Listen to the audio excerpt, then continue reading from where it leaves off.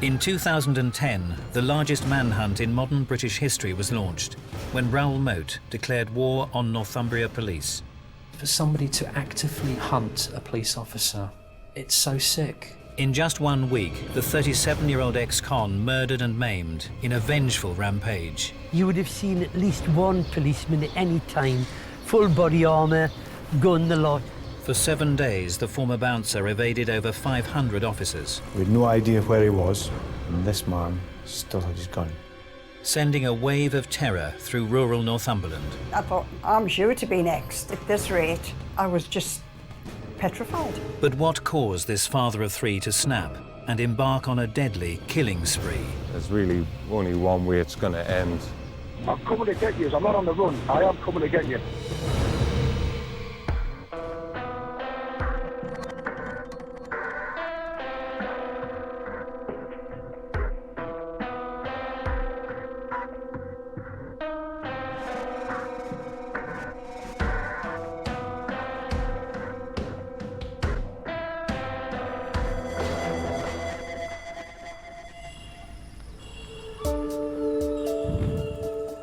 The 3rd of July, 2010, Newcastle upon Tyne, England. A city known for its industrial past and vibrant nightlife. Over the years, Newcastle has acquired a real reputation as a party city. It's incredibly popular with stag do's and head and do's, and there's a really vibrant nightlife. It's got a reputation as being a very friendly place, and it's a sort of city where you will run into the same people in the same pubs and clubs. By no means a crime hotspot. In fact, it's a really safe area to live. So to experience what we experienced in July 2010 was way out of the normal for this area. As Friday night became Saturday morning, revellers filled Newcastle's clubs and bars, unaware that just 7 miles away, one party was about to come to a tragic end. 2:30 a.m. Birtley. The sound of gunfire was about to ring out through the quiet residential streets. Following a night out at a local bar, Samantha Stobbart and Christopher Brown visited a friend's house. Samantha and her new boyfriend Christopher were enjoying a social evening with her parents and friends. The young couple were unaware that an armed man with deadly intent was hiding in wait outside. As their evening drew to a close, Samantha and Christopher prepared to leave. When both Samantha and Christopher emerged for the house, he confronted them. He immediately shot Christopher in the upper body, and then as Christopher tried to run away, he shot him a second time. While he was lying injured, he reloaded the gun and shot a defenceless, injured Christopher on the ground. The third shot proved to be fatal. He then turned his attention to Samantha, who was by this time inside the house, and he fired a shot through the window, and then he calmly walked away.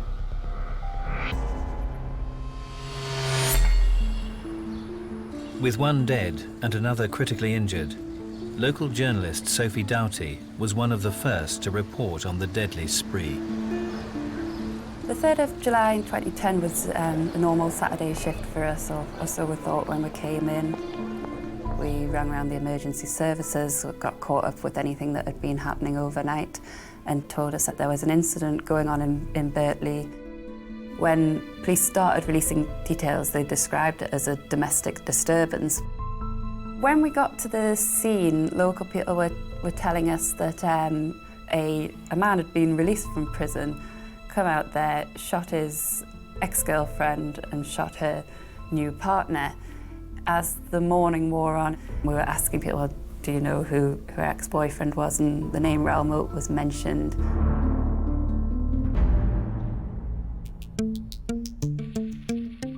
Born on June 17th, 1973, Raoul Thomas Moat had an unstable childhood. He's always been looking for his dad from being young, and his mum would never say who his dad was. He said a lot that he lacked a father figure, he lacked a standard, normal family life. His early years were further complicated by his mother's mental health issues. His mum was never there.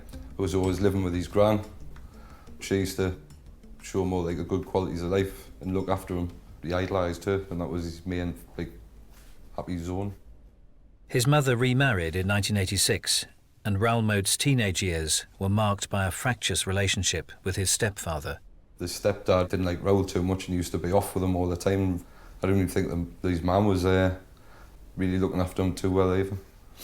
So he was getting a bit more withdrawn. At the age of 24, Moat severed contact with his family, and after a series of failed relationships, met Samantha Stobbart in 2004.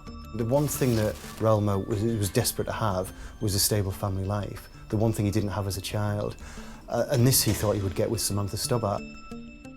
But their 6-year relationship broke down in 2010 when Moat was imprisoned for the assault of a relative.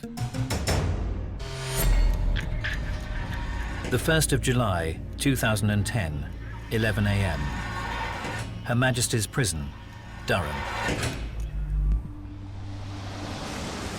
Moat was released after serving just over 2 months of a 16-week sentence, devastated by his broken relationship with Samantha Stobbart. That time in prison gave him time to think. His jealousies were emphasised, his feelings of mistrust towards Samantha were amplified.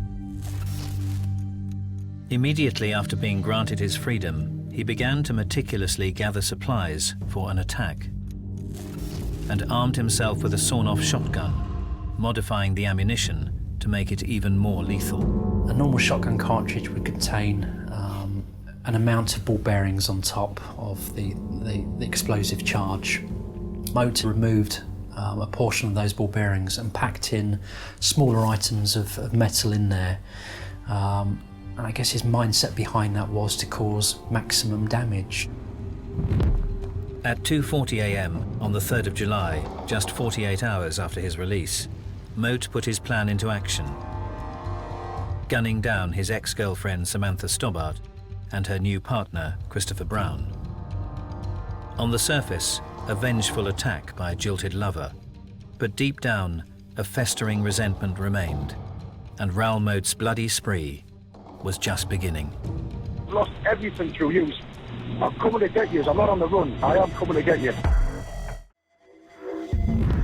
The 3rd of July 2010, Birtley, Tyne and Wear, watched over by the iconic Angel of the North. Overnight, this small town had become the scene of a violent crime. Less than 48 hours after being released from prison, 37-year-old Raoul Moat had shot his ex-girlfriend Samantha Stobbart and murdered her new boyfriend Christopher Brown in a deadly killing spree. Moat had met Samantha 6 years earlier in 2004. He was a 31-year-old bouncer working in Newcastle's thriving club scene. She was just 16 years old. She had fake ID to get in because she was underage. And then he just met her from there, and that's when he just started meeting her, and he just seemed to fell in love with her. He was a bodybuilder, so we used to wear these cut-out vests that showed everything off. So, yeah, he was really proud of his muscles, and he thought he looked great. She was young, she was good-looking, she had a fantastic figure, and he was a lot older than her, and I think all his birthdays had come at once because he'd met her.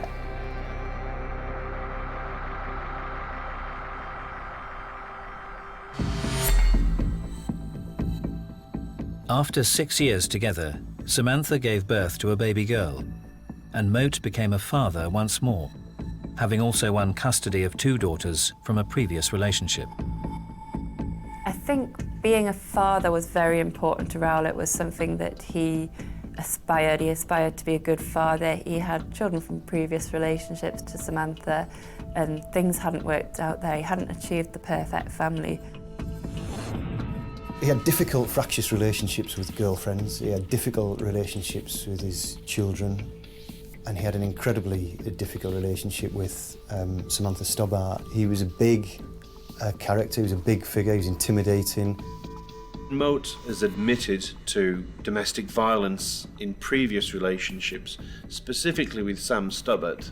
He did that in a way where he portrayed her as being provocative, as if Sam made him do it. And this is something we see very commonly with domestic violence perpetrators. It was always Samantha's fault. Samantha shouldn't agitate him, or Samantha shouldn't do this. Or he would hit her, she would come over here, and then he would come over here and sweet talk her, and she'd go back, and then she would be back for a few months, and he would have an argument, and he'd hit her again, so she was back again. They position themselves to be the victim of emotional abuse or provocation, and they say they lash out because they tried to be reasonable, they'd done everything else they could. Yet again, this is just an example of a narcissist manipulating the truth. On the 10th of June 2010, whilst he was behind bars, Samantha took the opportunity to put a definitive end to her abusive 6-year relationship with Moat, fabricating a story that her new partner was a police officer. When Moat shot and killed Chris Brown at point-blank range, Moat was still of the belief that Chris Brown was a police officer. Christopher Brown wasn't a police officer. That was simply something Samantha had used to try and keep Moat away. He was a karate instructor, and he was delivering leaflets round the doors when she met him. It just seemed like a normal lad who was trying to make a go of it, and his only sort of mistake, if you can call it a mistake, was he started a relationship with Raoul Moat's estranged girlfriend. She thought that by telling him her new boyfriend was a police officer, it would persuade Raoul to keep his distance. She couldn't have picked a worse profession in the world. He had a long-running hatred and paranoia about the police, and this was yet another way in which he thought the police had taken something away from them.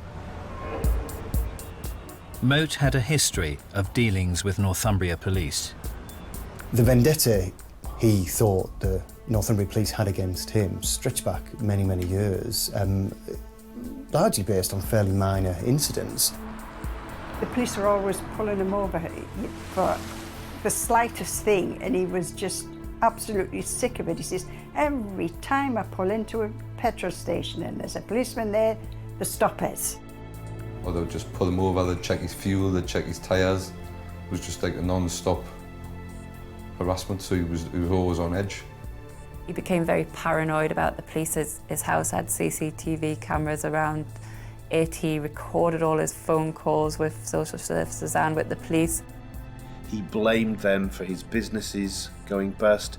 He blamed them for constantly being harassed. I said, well, they must have some reason. He says, I've never done anything. I think for Moat, that was his default setting. When something didn't go right in his life, he blamed the police. And he only had one route left to take in his eyes, which was to take revenge.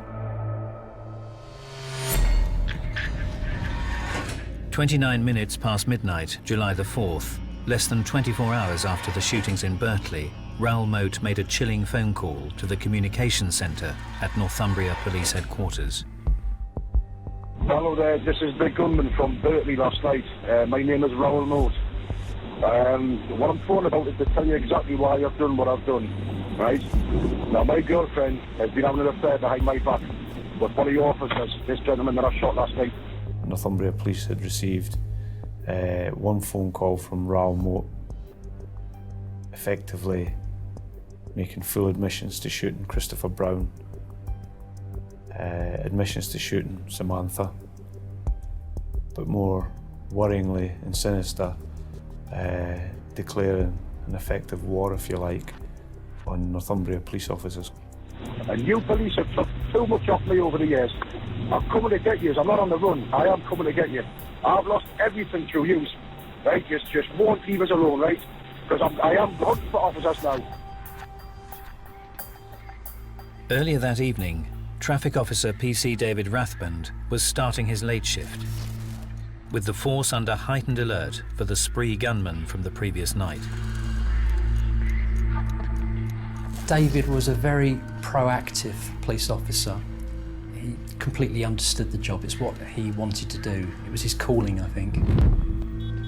45 minutes past midnight. Moments after Moat's phone call to the police, PC Rathband was sitting in his patrol car, unaware that his life was about to be turned upside down.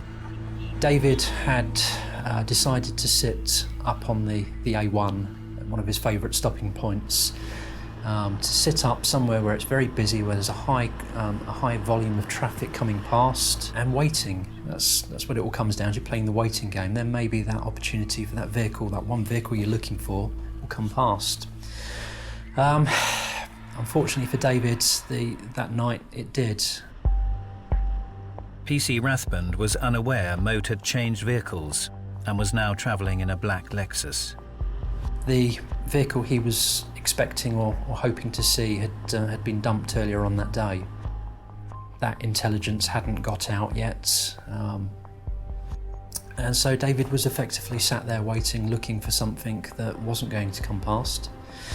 The individual he was looking for did, though, in another car, and that's when it all went horribly wrong. Just moments after making his call to the emergency services, Moat's threat to the police became a brutal reality as his sickening spree continued.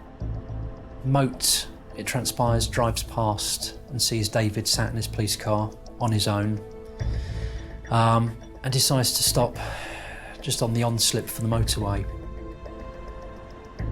He got out and, carrying a sawn-off shotgun, he crept up to a marked police car. PC Rathband was aware that somebody was behind his car. He turned, looked, and saw this large man holding a gun, pointing at him through the passenger window, and his last thought before he was shot was, "Oh no, it's Raoul Moat." And for that split second, he knew what was about to happen.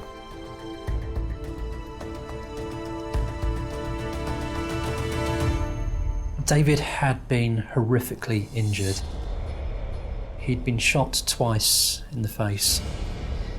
He was left blind there and then. It's not the done thing, is it, to shoot a police officer? There's a line there that people don't cross. For somebody to actively go out and hunt a police officer, it's so sick. Leaving his third victim fighting for his life, Raoul Moat disappeared into the night amidst fears that his spree was far from over. There was a real sense of concern that PC Rathband wasn't going to be the final victim. Minutes later, an agitated Moat called Northumbria police once more. I've just told your officer that they're rolling over to the west end of Newcastle. Yes. Well, absolutely not going to stop. You're going to have to kill me. Right. And I'm not going to stop. He rang again, making it clear that he was responsible for shooting David Rathband, and again emphasising that he would be willing to shoot more police officers. He will come looking for us. The gunman's behaviour was becoming increasingly irrational. Northumbria police called an emergency press conference in an attempt to reach out to Moat. You have told us that the police are not taking you seriously. I can assure you we are. I want you to know that you have our full attention. Innocent people have been hurt. This must stop now. With one dead, two in a critical condition, and with clear intent to kill again, the elusive Moat needed to be caught before his killing spree claimed further victims. We had no idea where he was. We had no idea where he was hiding out. And every inquiry that we made that was an attempt to secure his arrest was going to involve specialist firearms officers. There was a major manhunt then was launched, and it became apparent that it was a story that none of us had ever experienced before in our careers. In the period when we didn't know where Raoul Moat was, there were armed police raids going on all over Tyneside, and it was moving all the time, but but still there was no sign of Raoul Moat. And I was completely terrified. That week the police were looking for him, and I just never went to bed. I slept on the settee for the full week. It was just terrifying.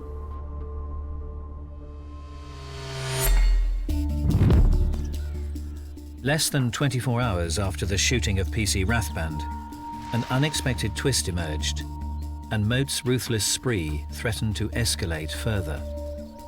Late on a Sunday afternoon was two separate reports, which suggested that he may have had hostages with him. And those were coming from the family of Carl Ness and the family of Korama Wan. As is typical in a hostage situation, the police request to the media that we don't report that information because it may affect the safe recovery of the hostages. The dynamic became very, very complicated because we had an obligation to those hostages to try and save their lives. That caused some issues in terms of how we proceeded with the manhunt. The police were now aware that Moat was travelling in a black Lexus, and the net was closing in on him. It made a distinctive engine noise. It was quite noisy. And when we appealed to the public to help us find that car, very, very quickly, it was identified and its location was identified. And our focus moved from almost the Tyne and Weir conurbation to the rural countryside of Northumberland to Rothbury. As the search moved into a new area, and with the lives of two hostages in his hands, the need to find Moat took on a new urgency. His savage spree was potentially spiralling out of control. This man had threatened to kill police officers. This man had already shot a police officer. And this man, as far as we knew, still had his gun. 29 minutes past midnight, the 4th of July 2010. Raoul Moat called the emergency services and declared war on Northumbria police. I'm coming to get you. I'm not on the run. I am coming to get you. Moments later, he ambushed traffic officer PC David Rathband as he sat in his patrol car, shooting him twice at point-blank range before vanishing into the night with two hostages. Police had released details of Moat's vehicle, a black Lexus, and sightings were quickly reported in the community of Rothbury.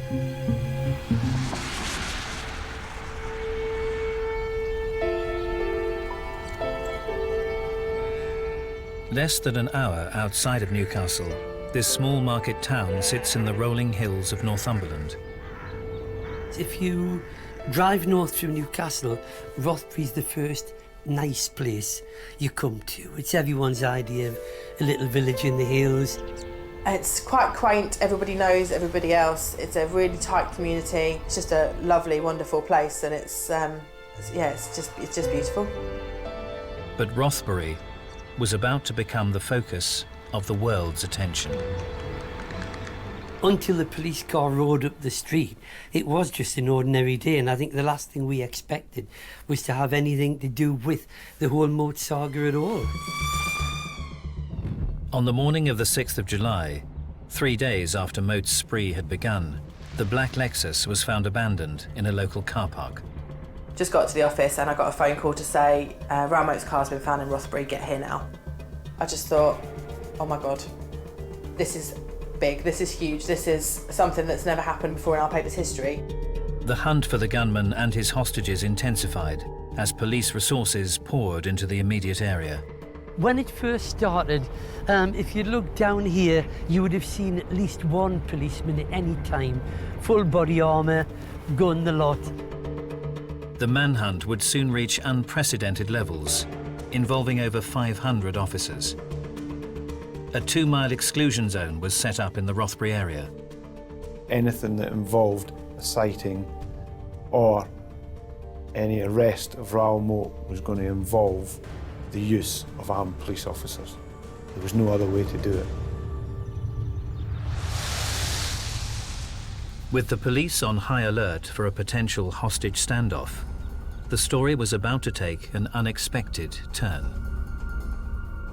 Raoul Moat had already revealed that he had taken some hostages, but it became apparent as well that the police were unsure as to whether they were hostages or accomplices.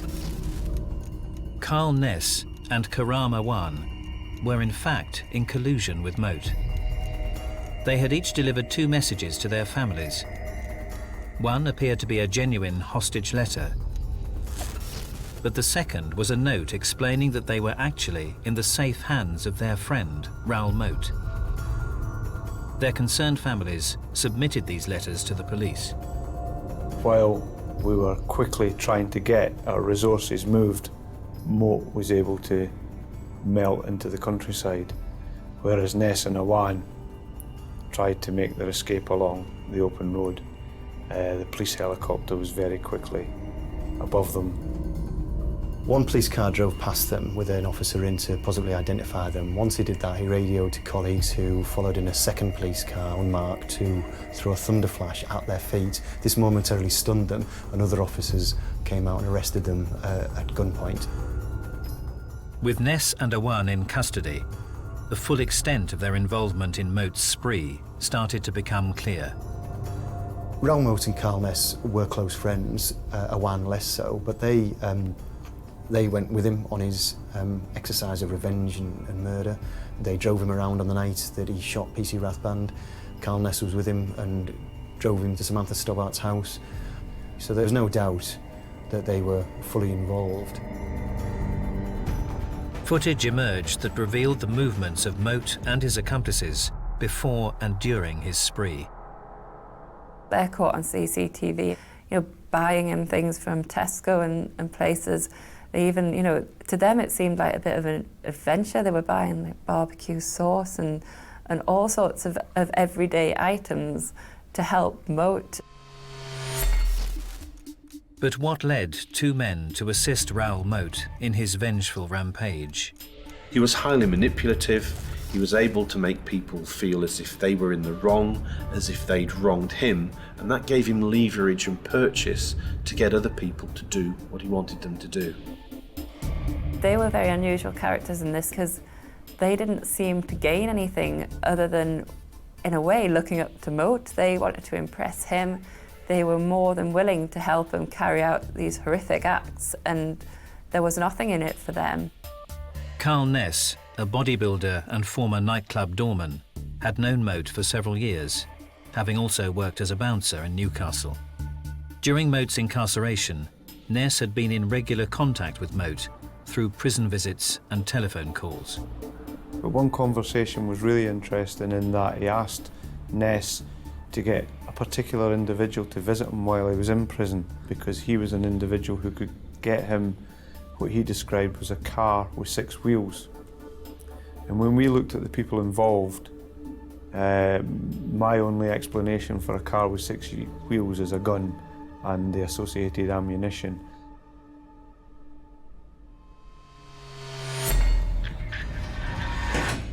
The 7th of July, 2010, Rothbury, Northumberland. The day following the arrests of Awan and Ness.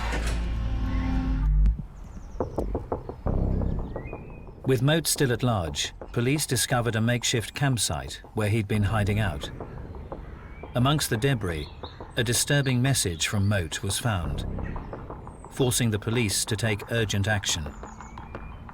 The police called us all in for an emergency press conference and told us that they had found a dictaphone that Moat had left in one of the places that he'd been camping out. On that, he gives details of the fact that he's been following the media coverage, that he'd been angered by it. He was getting very, very agitated by the way he was being portrayed in the press. And he decided that, or he declared on that dictaphone, that for every lie that was told, he would shoot an innocent member of the public. Information has now emerged that Mr. Moat has made threats towards the wider public. Fearing for public safety, a media blackout was imposed. Police told us about this threat and the request to not publish the material. that might upset Raoul Moat. When they explained the reason why, I think it was a collective draining of colour from faces, because none of us wanted to put anyone at any further risk than they already were at.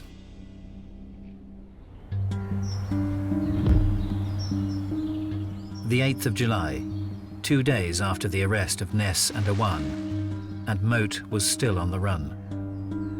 He no longer had a car, he no longer had access to money, or, as far as anyone knew, no longer had access to the outside world. He wasn't in touch with anybody else. So his ability to move around had clearly been reduced.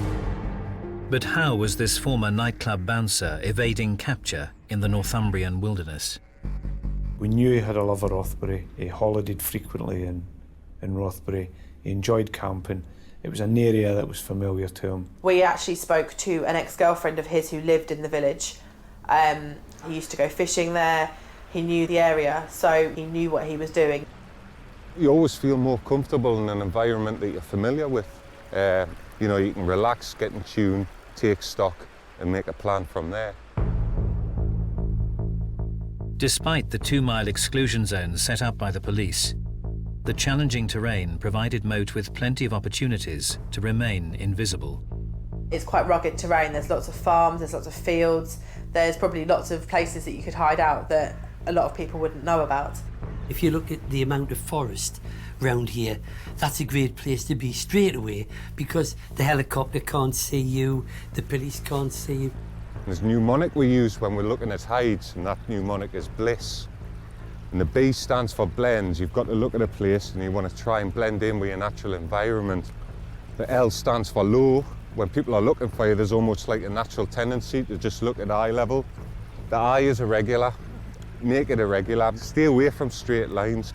The S is for small. Keep it small. Anything too big, and it's just going to jump out at you. And the last one, the second S, is secluded. Once you get out of here, you are in the middle of nowhere. That's a good place to hide out. People aren't going to see you. There's nobody there to see you.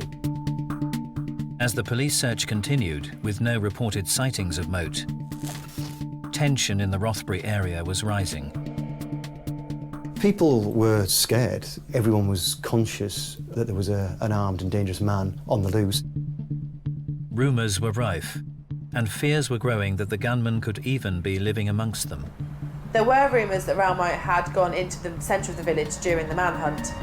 Just over here is the storm drain, where it's thought that Raoul Moat was hiding out. People were saying that there are storm drains that lead underneath the village, that you could go from a remote area and actually end up coming up through a drain in the village. So you can nip in the early hours of the morning and just become a scavenger. Scavenging in the bins, in allotments, greenhouses. These are the gardens behind the wall where it's thought that Raoul Moat was going in to steal vegetables and food. Like the guy at the bottom of the village who found that his tomatoes were going missing. I mean, there were different sightings of him in different places. There was a house that he potentially went into and lay down on the bed because a resident had reported like an imprint of his head in their pillow. As Moat continued to remain one step ahead of the police, local residents were becoming increasingly unnerved. Well, I think there was a little moment of panic, because obviously when the police are telling you to get in, lock the doors, stay away from the windows, you're assuming there's going to be bullets flying all over the place. No one quite knew how much ammunition or how many guns he had possession of. And there was a real sense of fear throughout the area. When public safety's your priority, the police had saturated Rothbury, so that in the event of any sighting or any confrontation between a member of the public and Moat, the police were only a heartbeat away. At 7:25 p.m. on the 9th of July, 6 days after the vengeful rampage began, a member of the public reported sighting a man answering Moat's description on the banks of the river near the centre of Rothbury. As armed police descended, a standoff developed as Moat raised the gun used to carry out his deadly spree. But this time, the weapon was pointing at his own head. It was his intention that it would end in that field in Rothbury that night. At 2:40 a.m. on the 3rd of July 2010, Raoul Moat embarked on a vengeful killing spree, leaving 1 dead and 2 more critically wounded. Moat's car was finally found abandoned 3 days after his rampage began in the quaint Northumbrian town of Rothbury. 7:25 p.m, the 9th of July, Rothbury Riverside. Having evaded capture for a further 3 days, a member of the public reported sighting Moat on the banks of the River Coquette.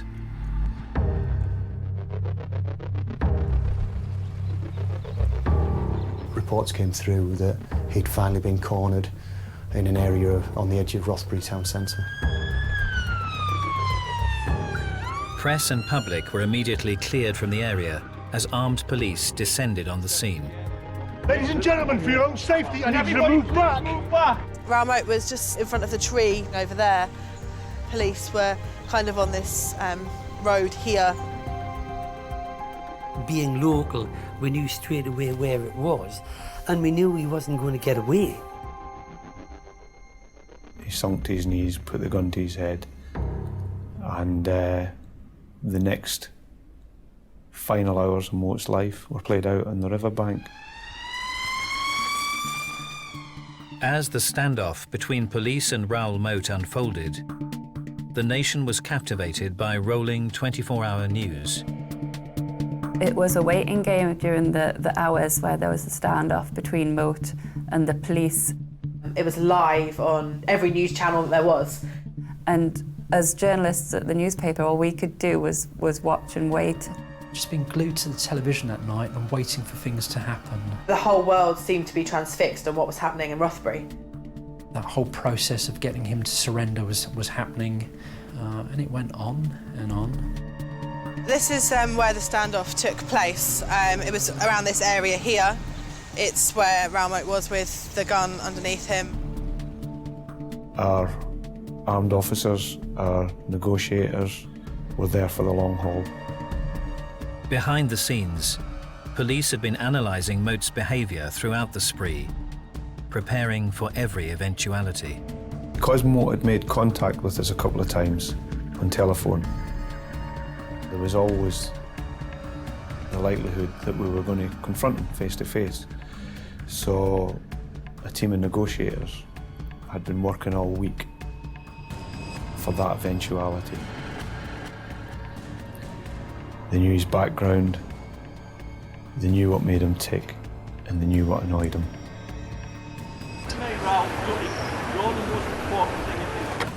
He spoke emotionally about close relationships. He was immune to any requests that they made of him.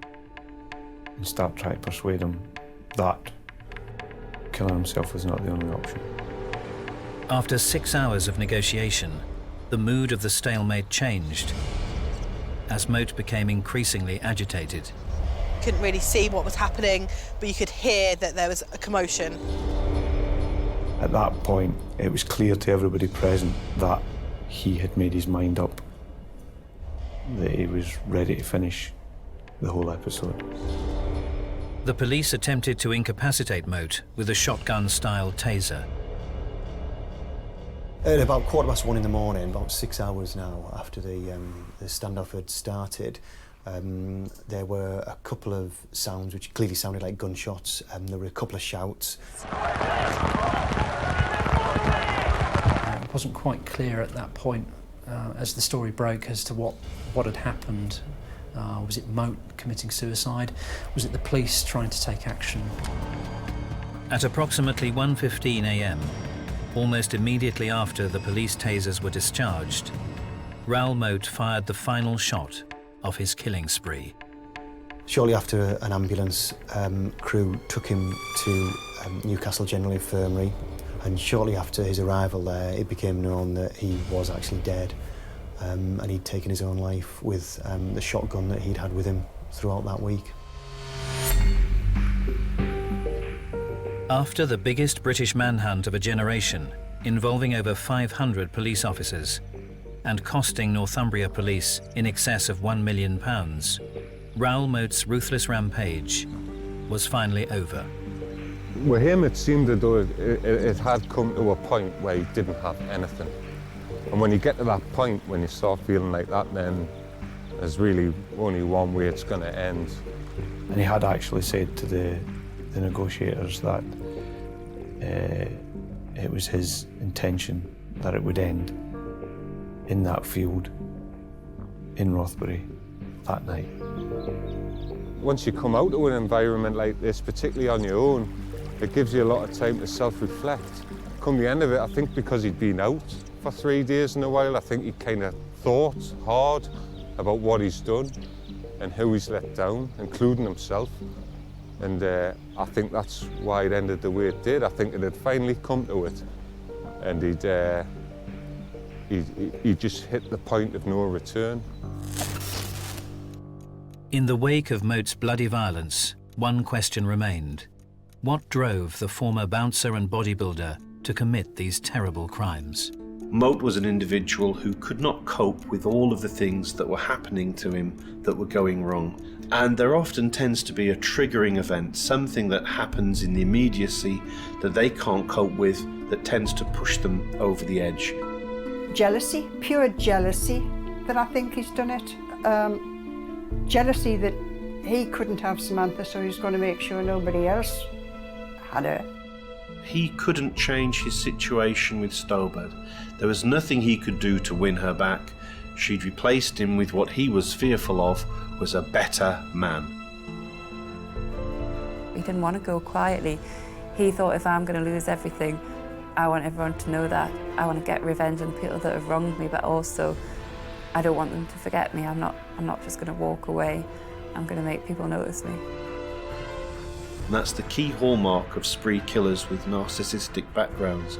They blame everybody else, they blame society, they blame the authorities, and other people need to be made to pay.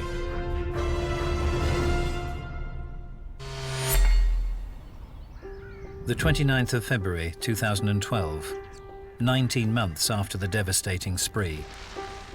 Having been shot and blinded by Raoul Moat, PC David Rathband took his own life at his home in Blythe, Northumberland. David is gone. I miss my friend. I still can't quite bring myself to delete his number off of my phone. It's still there. Would David Rathband have taken his own life had he not been blinded by Raoul Moat? I personally doubt it very much.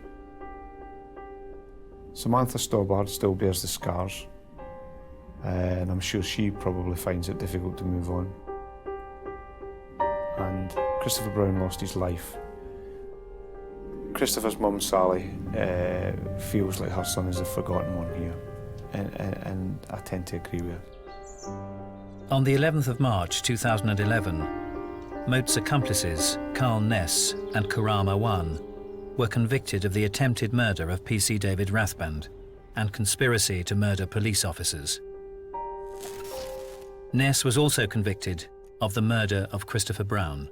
When you look at Carl Ness, who was given a 40-year life sentence, and Awan, who was given 20-year life sentences, you think, what would Moat have got? And I think I'd rather see him accounting for his criminality, for the deaths of Christopher and David. I'd rather see him accounting for them in prison rather than taking the easy route, which he did, which was cowardly.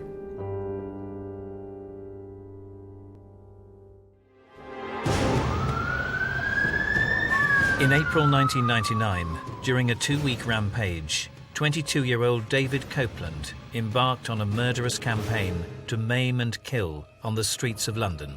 Until we caught him, London was always going to be at risk.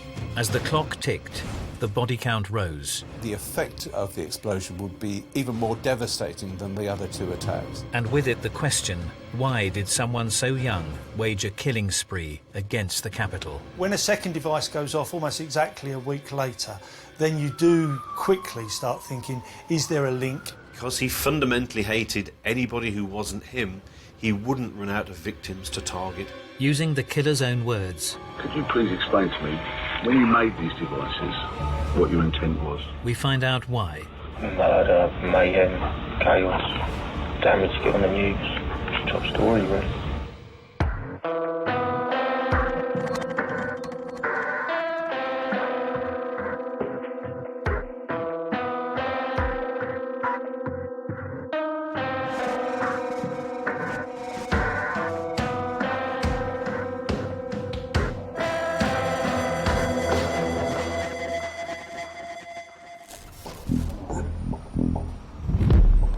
A vast, sprawling area covering approximately 670 square miles of southeast England, London is home to over 8 million people from all over the globe. With a diverse mix of cultures, religion and wealth, spread throughout a network of districts, this vibrant city is continuously alive to the hum of its inhabitants.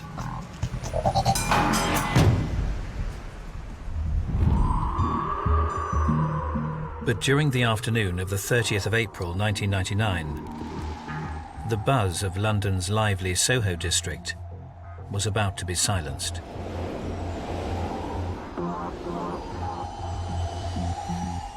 As another busy week came to an end, workers had begun to descend on the many bars and clubs the popular area had to offer, celebrating the start of the weekend. It was actually quite quiet that evening for a Friday night because it was very sunny outside and very warm for the first time that year. A popular place to unwind was one of Soho's oldest pubs, the Admiral Duncan. It was a very long, narrow pub, low ceiling, wood panelling. It reminded me of like a Cornish smuggler's pub down on the coast. The Admiral Duncan on Old Compton Street had been trading since the early 19th century. In recent years it had become a popular gay bar.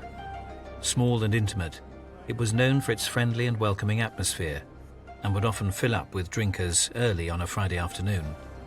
I was later than I normally would have been for a Friday night, and I was meeting two friends. There was quite a few people who were drinking after work, a few people in suits. There was people who were on their way to the theatre, having a pre-theatre drink there, so a very mixed bag. But on this afternoon, the clientele were unaware that only minutes earlier, an individual had been drinking amongst them, whose sole intention was to cause enormous harm to everyone there.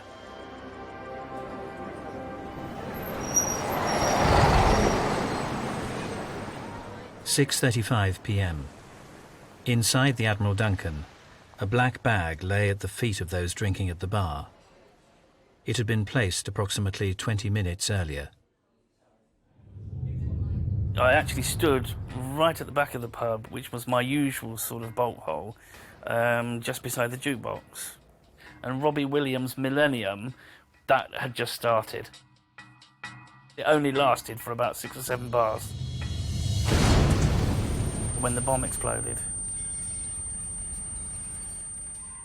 I didn't actually hear a loud bang, just a blue flash, and then an odd sort of noise as if kind of like cabling was being ripped out of the ceiling. Within a matter of minutes, the upbeat, happy atmosphere had been torn apart, replaced by a bloody scene of carnage. As I got here to the junction of Tisbury Court, I looked straight down and I could see smoke billowing towards me. Photographer Chris Taylor was only streets away when the explosion happened and managed to capture images of the immediate aftermath. While I originally had thought it was a big fire, I realised that it was an explosion because people were panicked so much. Now I could start seeing devastation and what was happening. That I could see bodies, everybody was moving, I could see, but I could see some horrific injuries, and if these were people that were outside, I just could only imagine what had happened inside and how bad it was. The first thing I knew was it was pitch black. There was smoke swirling around, strong smell of sulphur. The bomb inside the black bag had been packed with hundreds of nails, which had ripped through the small space. The smoke was so thick you couldn't even see the street, even though it was sunny outside. And I can remember thinking I might not see my parents again. I can remember as I wandered up the street how eerily quiet it was. But the closer I got, there were people shouting and screaming and people asking for help. One of the first on the scene to attend to the injured was medic Andy Wappling. There was glass, there was rubble, there was wood, there was people. There were people mixed in amongst that debris. And I turned to what was the Admiral Duncan, and it was a black hole.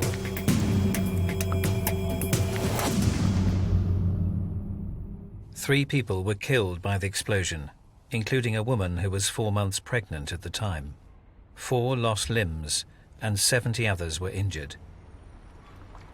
The bomb left to detonate inside the Admiral Duncan pub had been the third explosion in a series of similar blasts across London over the past 2 weeks.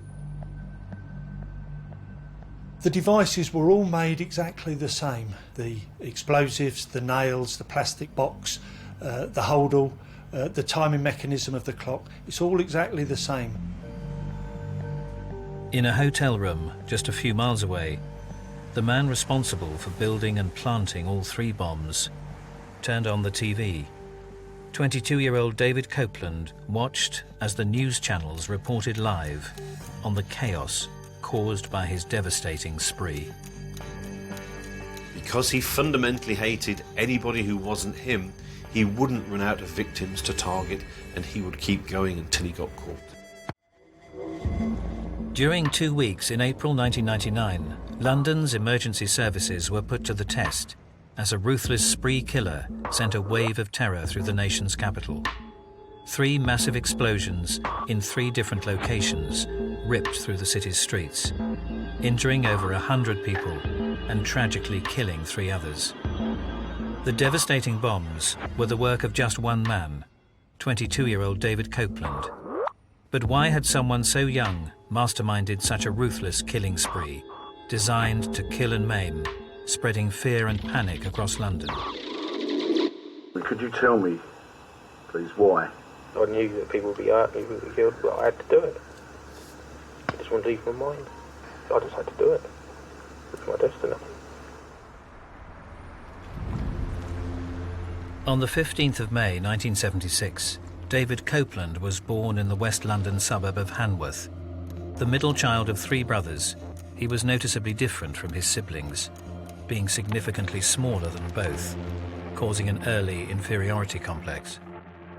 He wasn't very outgoing, he was shy and withdrawn sometimes, so he felt massively inadequate relative to everybody else. From the age of about 12, he'd begun to have dreams of violence. He apparently dreamt of killing his schoolmates.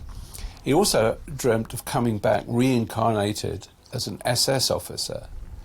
And there seems to have been a strain of violence that was running through him like a sort of submerged river, never quite bubbling to the top.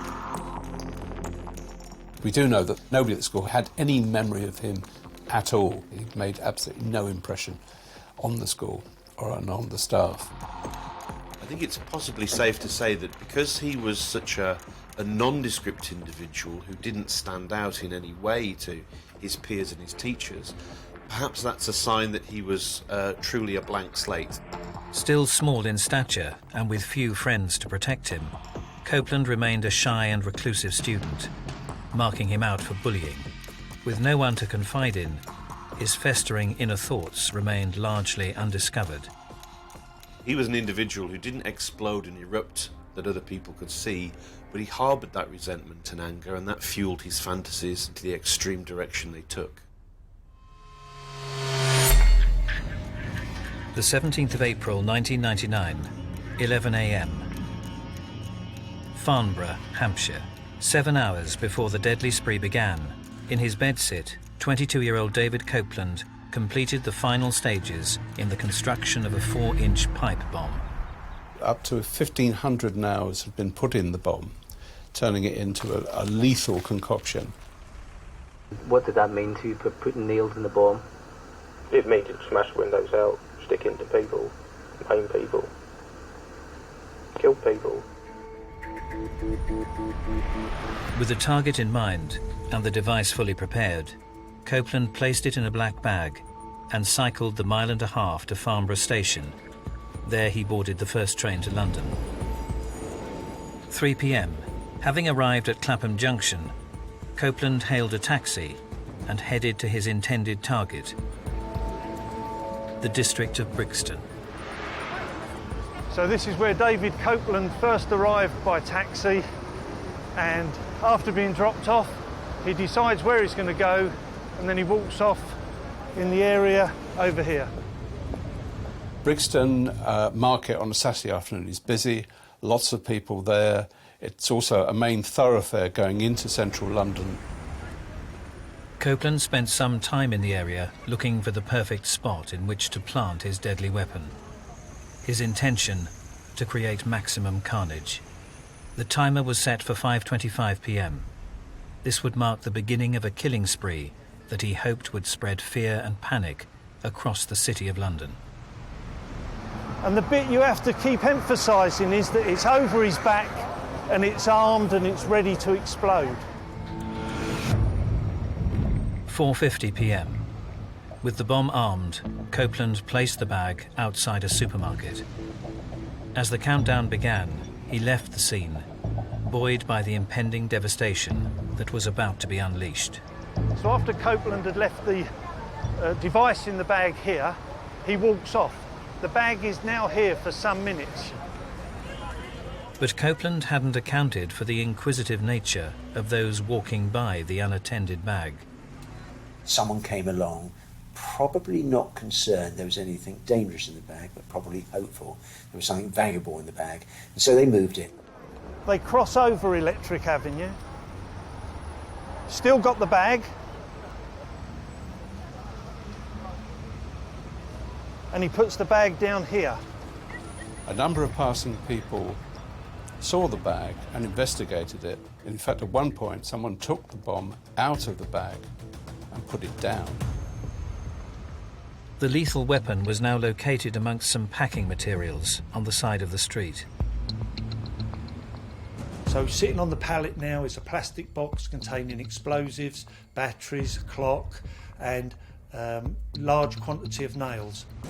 It wouldn't have been clear to those passing by that the mystery package was in fact a live bomb, so many of the shoppers and stallholders remained in the area. Behind me was a big skip with rubbish and other objects that were near it. The people that have found it are sort of almost hiding behind the skip, calling to each other. Some are coming to look at it, some don't know what to do, and they're trying to get a degree of shelter behind the skip. At 5:25 p.m, almost 40 minutes after the bag was left outside the store, the bomb exploded. The nails ripped through the flimsy market stalls, hitting everyone in the immediate vicinity. There's a van up here. The door of it gets blown partly off of its hinges. A car is just driving past the device over there, and that also gets caught in the blast. Although the explosive itself wasn't huge, the fact that there were nails and shrapnel which goes and travels a great distance at great speed is what does the damage. The first numbers started saying that there were 30 plus people injured. It went up to maybe 50.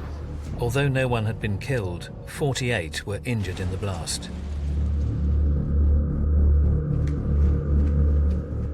As police began to assess the aftermath, fragments of the device were quickly recovered. When a bomb goes off, it doesn't destroy itself. So recovered from the scene then was parts of the timing device, which we knew then to be a clock. and chemical tests that we knew that it was a flash powder consistent with coming from fireworks, that you can start building up the picture of how the device was made before it went off. The bomb itself was clearly designed to kill and maim as many people as possible. It was not a sophisticated device, but you don't need to have a sophisticated device to kill people. With little prior knowledge of explosives, Copeland had taught himself how to build the devices through the internet, using everyday items bought locally. The black powder was bought from fireworks shops, and in fact on one occasion he had so many fireworks that he had to order a taxi to take him home to his bedsit. He had experimented to make sure that the bombs would work. He apparently experimented in his bedsit. He also set off one of the bombs on a common nearby, just to see that the thing would work. Weeks of planning and preparation had paid off. The device had had the desired effect, and for now, Copeland had got away with it. We had no intelligence, no information. My thoughts went straight to, well, who was it likely to be? And my biggest fear was what it turned out to be, a criminal lunatic with no real history in our world, certainly not in this sort of territory.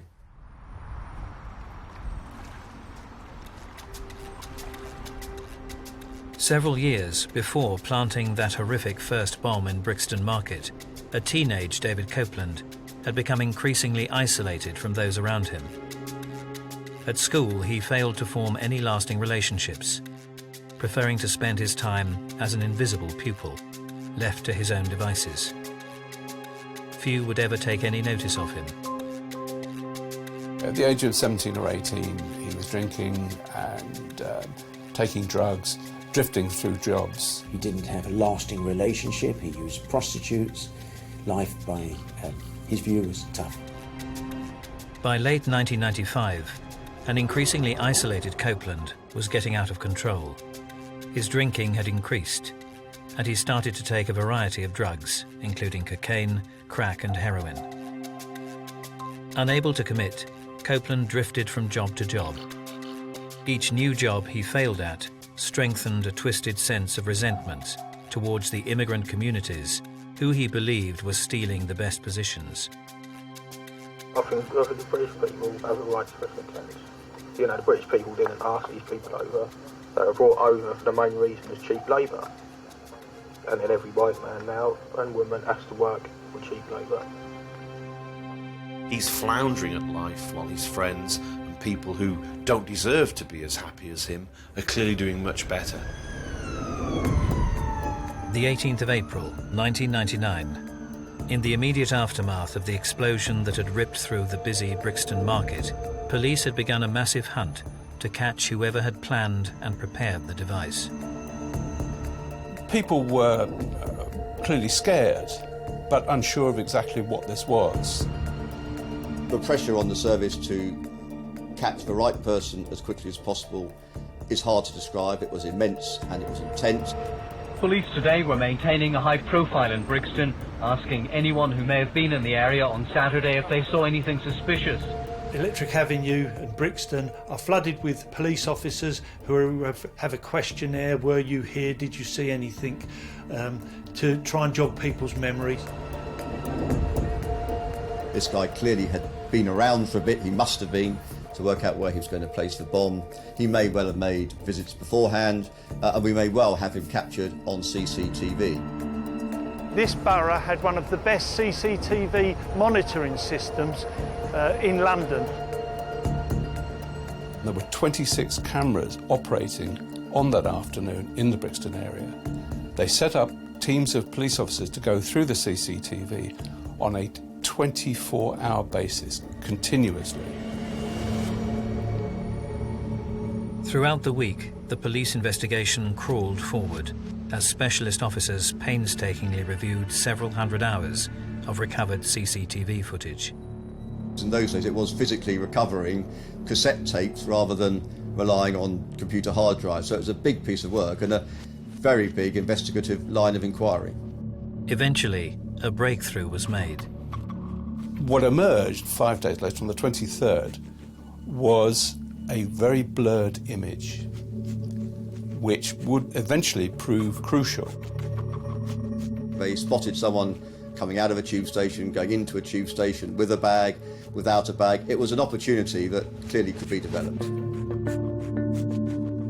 The captured CCTV image, although not conclusive, was a major breakthrough for the investigation. Hopes were high for an imminent arrest and an end to the bloody carnage on London's streets. Just 2 days later, those hopes were dashed.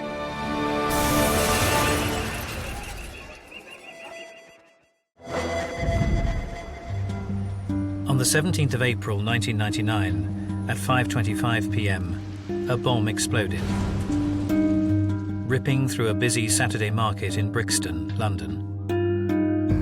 48 were injured, but fortunately no one lost their lives. An investigation swung into action, and after hours of trawling through recovered CCTV footage, a blurred image of a potential suspect was discovered. However, despite this apparent breakthrough, the perpetrator remained one step ahead of the police and was already planning the second act of his ruthless spree. The 24th of April 1999, 3:10 p.m. Farnborough, Hampshire. Just 1 week after the Brixton bomb, David Copeland put the finishing touches to another explosive device. He then embarked on the now familiar 40-mile journey to the centre of London. This time, the target was Brick Lane. With a largely Asian population, this vibrant part of East London is generally packed with people going about their daily lives. The community here at that time, mostly it were Bengali people. Brick Lane is a market, if you like, similar to Electric Avenue, and it would have been full of market traders. It would have been packed with people out doing similar shopping. Wearing identical clothes to the day of the Brixton attack, Copeland arrived in Brick Lane, but immediately realised something was wrong. The normally bustling streets were unusually quiet. Saturday is the quietest day of the whole week, because a lot of the shops don't open on Saturdays. Sunday we are busy. Sunday is the market day. Undeterred by his error, and with a bomb set to explode in a matter of hours, Copeland decided to go ahead with his plan, intent on continuing his spree. Could he have taken the device away and come back another day? Yes, he could have done, but he decided to leave it armed, put it between two vehicles outside of a restaurant, just to see what injury or damage it caused. Copeland's pattern of behaviour in planting his bombs was very simplistic. He wasn't interested in anything fancy or anything to show off his abilities. He just wanted to make as many victims as he could. The bomb had been left in Hanbury Street, about 2/3 of the way down Brick Lane, between two vans. It was in a sports bag. A man picked it up and wondered what it was. For a second time, Copeland had not counted on the inquisitive nature of the general public. The guy who found the bag carried it 200 or 300 metres to his car, put it in the boot of his car, opened it thinking he'd found some tools, looked in, and with the publicity and his own belief, he then thought, has he got a bomb in a bag in his car? Discovering the police station closed, the man left the bag in the boot of the car and went to alert the authorities. 5:54 p.m. Metres away from the parked car, local resident Makim Ahmed had just left his restaurant. I was renovating my restaurant upstairs, and my daughter was with my wife, so she wanted to go shopping. So she rang me up and said, look, I'm coming over to keep Monique with you so that I can go out shopping. So I walked down the stairs, crossed over to the other side of the room, right? And as my wife was handing my daughter over to me, that's when it all happened.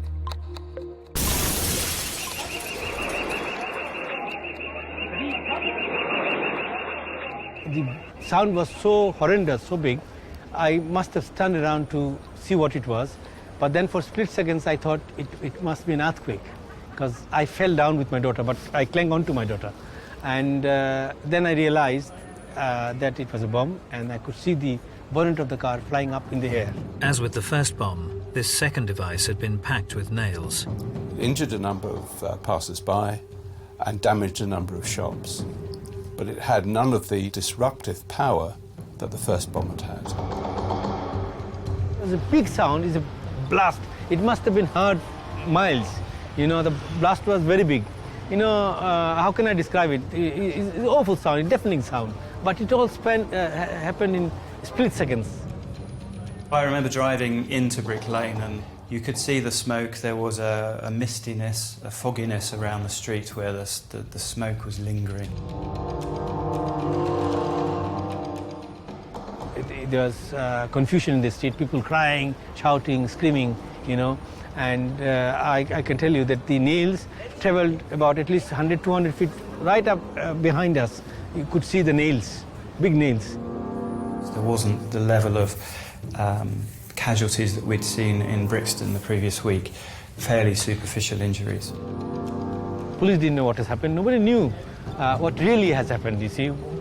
Why it has happened, nobody knew. We were all frightened, we were all worried.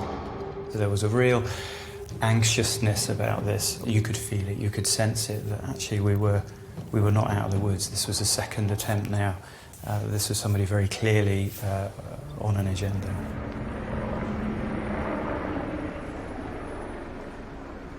The second explosion, to some extent, of course, gives you more investigative leads to go on, more witnesses to interview, another forensic scene to recover, but it also creates more confusion and complexity.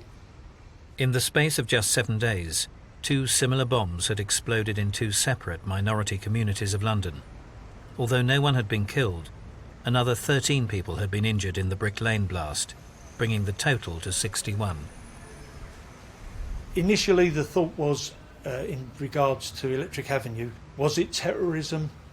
Was it extremism? Was it racism? When a second device goes off almost exactly a week later, then you do quickly start thinking, is there a link, is there a chain, and is there a connection? They'd had an attack on a black area and now an attack on an Asian area. So the assumption had to be that they were dealing with somebody who would strike again. So your aim was more than just to plant bombs and hurt people? That's right, my aim was political. It was to cause a racial war in this country.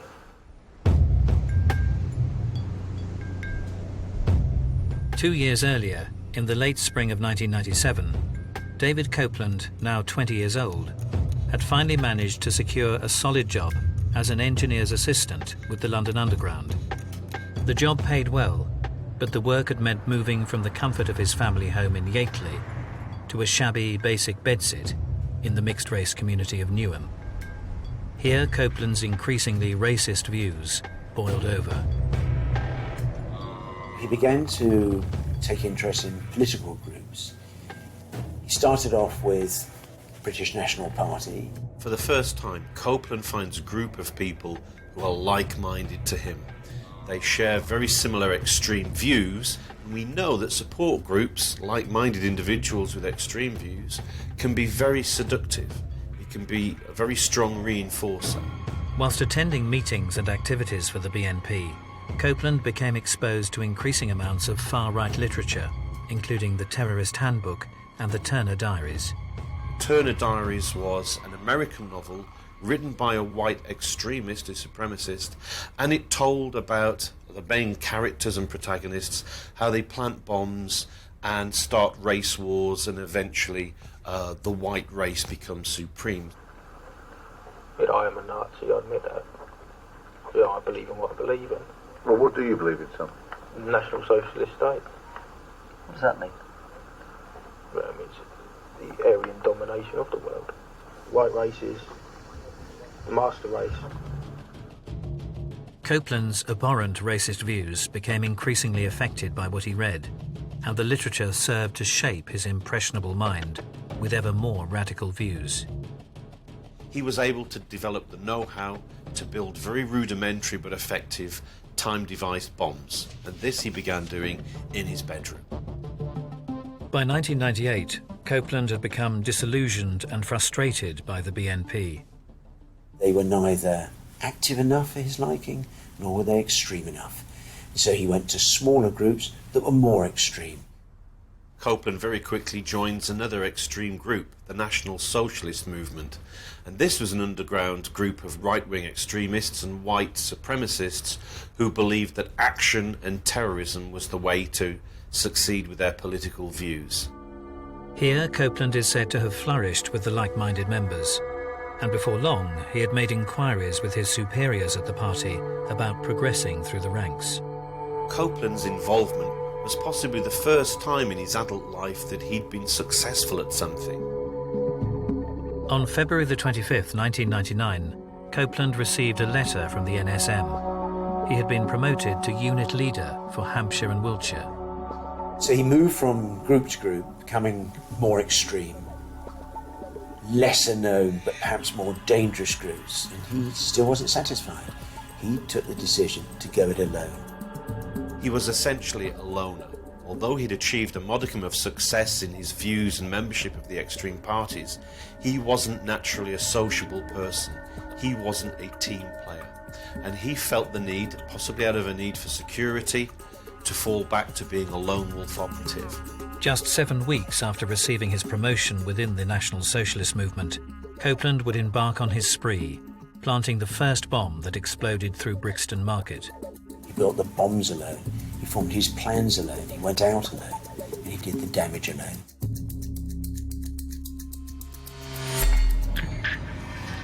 Thursday the 29th of April, Scotland Yard, London.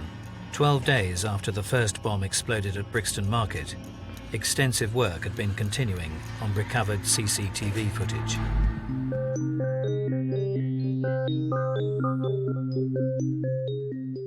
The quality is pretty poor, and one of the best bits that we were slow to identify is on the Iceland camera that records people going into the shop, is where we get one of the best shots of the suspect. On the 29th of April, the best photos available, and there were 8 in all, were released to the media to see if he could be identified by anyone who knew him.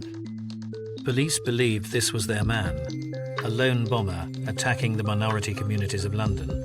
But they were still missing a motive for the attacks and were unsure if he was going to strike again. One could feel the sense of urgency and the pressure we were under to get the right conclusion as quickly as we could. Jack Straw, who was then the Home Secretary, made a public appeal urging people to stay calm, urging them to be cautious, and of course the police were urging everybody to be extra vigilant. I think we all got worried by this. We thought some people are trying to get us. We all got together because we were all frightened of what was happening. The concern and the fear was palpable. An entirely natural reaction to such an unpredictable and vicious assault on a completely innocent group of people simply going about their business. It's how terror works. During later interviews, police would get to understand just how warped Copeland's motives really were by that stage. Your intent was to really harm as many people as you can? And main intent was to spread fear, resentment and hatred throughout this country. Friday the 30th of April, 10 a.m. The day after police released CCTV images to the media, David Copeland woke in a London hotel room.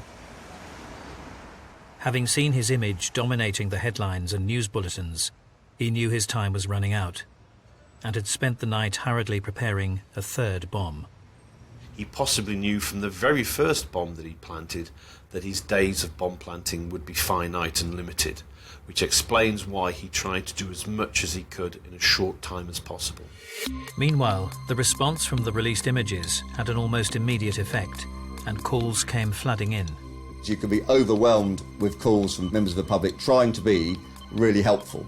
As a consequence, within a very large number of people, there is the perpetrator. One man, a cabbie, thought that he'd taken an individual who looked very much like the suspect in the picture to Brick Lane from Waterloo.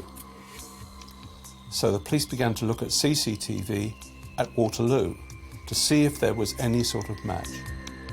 The lead proved positive, and a match was made with the Brixton CCTV footage. In both, he wore the same clothes and carried a similar distinctive black bag. You have to understand that 500 calls are being received that are also identifying other suspects, and none of the suspects are identified twice. Late that afternoon, police received another break. And it's not until at about 5:25 that a phone call comes in that gives a name to the suspect. One of David Copeland's workmates looked at the picture and began to think it bore a resemblance, and eventually, in the late afternoon, around about 5:30, rang the police to tell them that he was concerned about a workmate called David Copeland. It was the first time David Copeland's name had been linked to the explosions. Unfortunately, it was too late. On the 17th of April 1999, 22-year-old David Copeland embarked on a vicious spree across London. The nation's capital was rocked by two massive explosions over a period of just 7 days. 61 people had been seriously injured. The police had several suspects identified, and the race was on to catch the killer before he struck again. As teams rushed to gather what information they could on their potential perpetrator, one suspect, David Copeland, was already standing at the bar of the Admiral Duncan in central Soho. He was full of men, you know what I mean, all arguing up to each other and out kissing each other. Indicate to me where you left the bomb. I went up to get a drink. And I slipped off my shoulder and put it on the floor. Around about 6:10, after standing there for some time, he said to a man near him, "Would you mind looking after my bag? I must get some cash. Can you tell me where the nearest cash point is?" He then disappeared and left the pub. On the floor, inside the bag, the bomb ticked away. Now he had decided to attack a gay area. It was something he felt quite personally about, and he always seems to have had a feeling since his teens that people thought he was gay when he wasn't gay. He had the clearest recollection that as a child he watched the Flintstones TV cartoon programme, and the theme tune included the words, "You'll all have a gay old time," and he thought that he remembered his parents singing it, and they were effectively singing it at him as if they thought that he was gay. When he was selecting minority groups to target, maybe he had one reason for black people, maybe he had a similar reason for Asian people, each of them stealing his work, but maybe he had a special reason for gay people. This was really personal.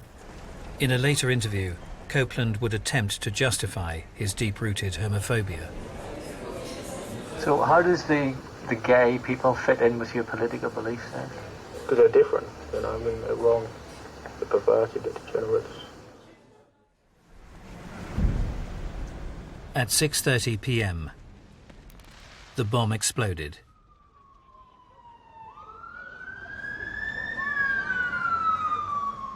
This was a particularly vicious attack because it was left in a crowded bar where the effect of the explosion would be even more devastating than the other two attacks. The explosion didn't seem to spread out as you expected to. It almost selected which people to injure. There were people further back than me that were injured, and I wasn't. 74 people were seriously injured in the blast. 4 would require amputations. Tragically, this time the blast was deadly enough to kill 3 people. John Light, Nick Moore, and a newly married Andrea Dykes were with a group standing close to the bag when it exploded. Andrea Dykes was 4 months pregnant at the time, with her first child.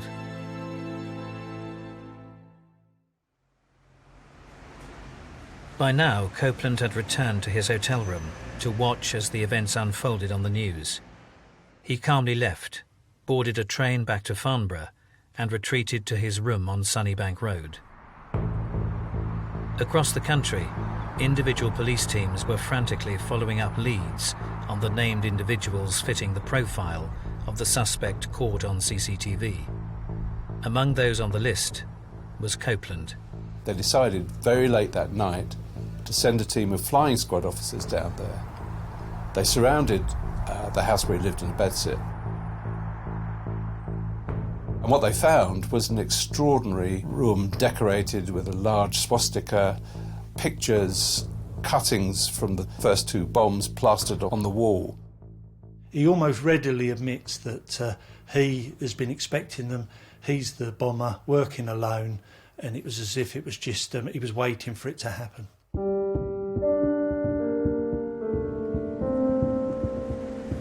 With Copeland under arrest, during interrogation, he freely admitted to his crimes. As you're aware, 3 people have died as a result of the device on Friday night. I feel nothing. I don't feel sadness, but I don't feel joy. I'm sorry for the woman and the child. I think the woman was pregnant. I feel sorry for her. But I don't feel no guilt for the others. He wanted to talk. He told us how he made the devices, why he did it, and it was driven by this part to being known. He believed in this Aryan state, and he was a racist. Copeland's intention was to start a race war. Copeland wanted a reaction from the very communities that he was targeting. He thought the minorities would rise up, particularly if they made the mistake of thinking that he wasn't alone, that he was part of a bigger group, that worse lay ahead. He said to the police that he didn't really mind being arrested and going to trial because it was his little moment of fame.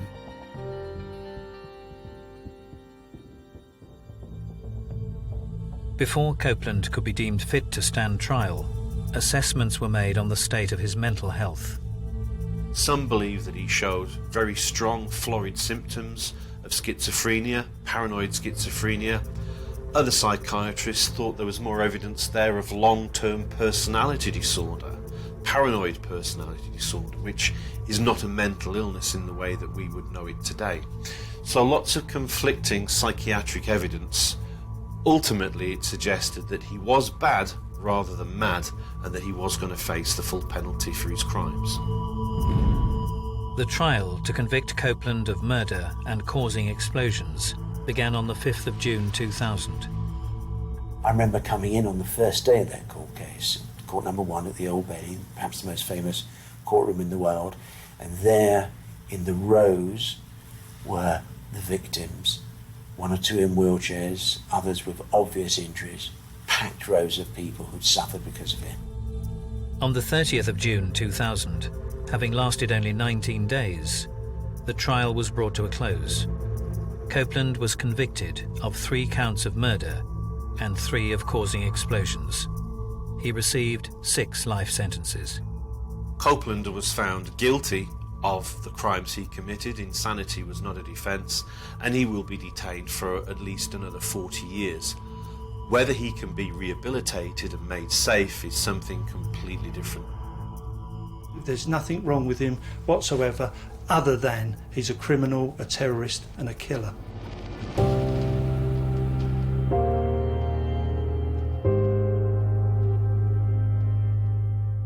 It was a feeling of relief, really, that they caught up with him and they got him. I don't think it ever completely goes away. It's always in the back of your mind somewhere, and there is always going to be something that triggers it. He's a loner. He's the indefinable problem that police forces face. The undetectable attacker that can lurk somewhere out there.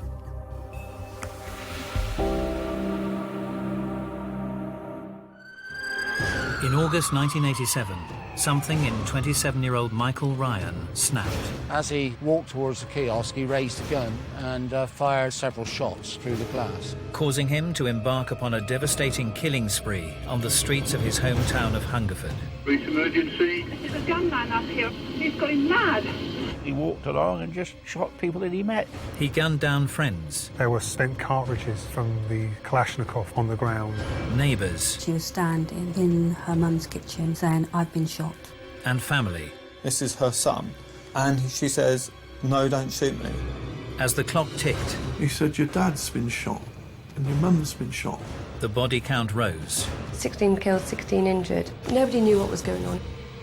And with it the question What had caused this man to turn so viciously on those he was closest to? I knew that if this man could see me, he'd kill me.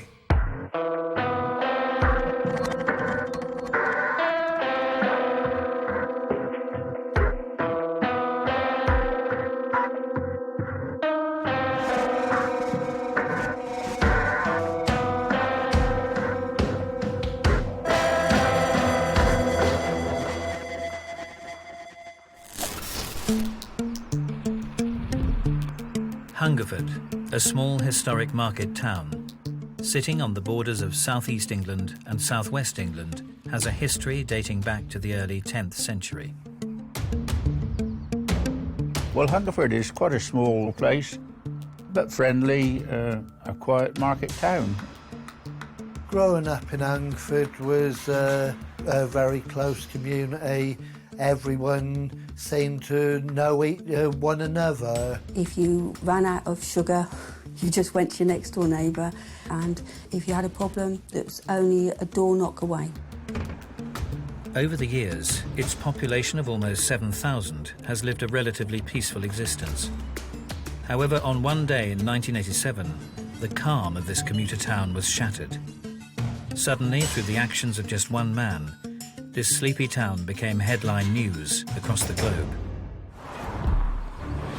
On August the 19th, 1987, a local man turned a private arsenal of weaponry on the very people he'd lived amongst all his life.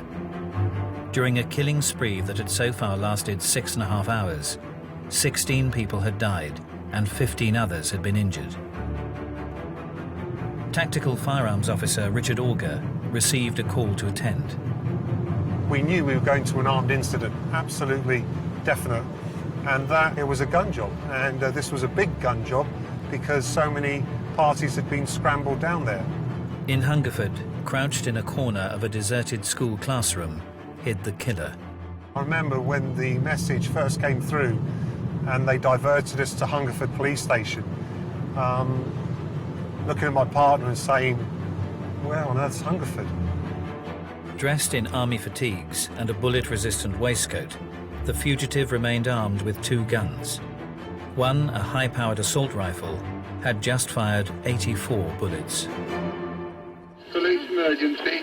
There's somebody firing a gun up the road. Yeah. And I've seen women run down the road screaming. I was convinced that we were going to a bank siege, but it couldn't have been further from my mind that there was an active shooter going around killing everyone. We've got 3 people shot here. Yeah, one very, very seriously ill. We can't get any ambulance anywhere near any of the casualties. He is still firing indiscriminately. By 5:26 p.m. that evening, after an exhaustive manhunt, the killer was finally cornered. We've got him now, and he's either going to die or we're going to get him in custody, because that's the way these sieges end up. In an attempt to understand what had led to the shocking spree on the streets of Hungerford, police made contact with the man barricaded inside the school classroom. Some of the dialogue exchanged with the police while he was holed up in the school give us useful clues to his state of mind and his possible intentions. He did say some bizarre things. He'd said that Hungerford must be a bit of a mess and that none of this would have happened if his car would have started. The mess being referred to had in fact been caused by himself. 27-year-old local man, Michael Robert Ryan. It was a rampage. There's no other word to describe what went on. He appeared to be shooting to kill. He walked along and just shot people that he met for no reason at all.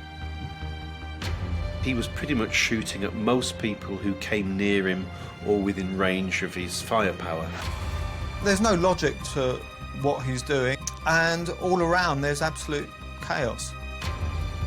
We were right slap bag in the middle of this nightmare, and we were part of it.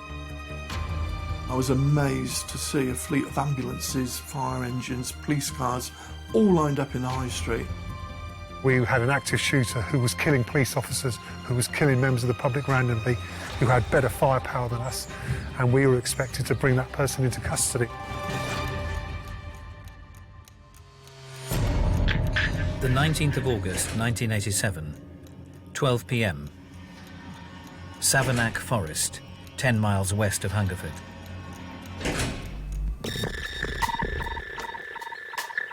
Almost 7 hours before he would find himself barricaded into a classroom surrounded by police, Michael Ryan sat waiting amongst the trees of Savernake Forest.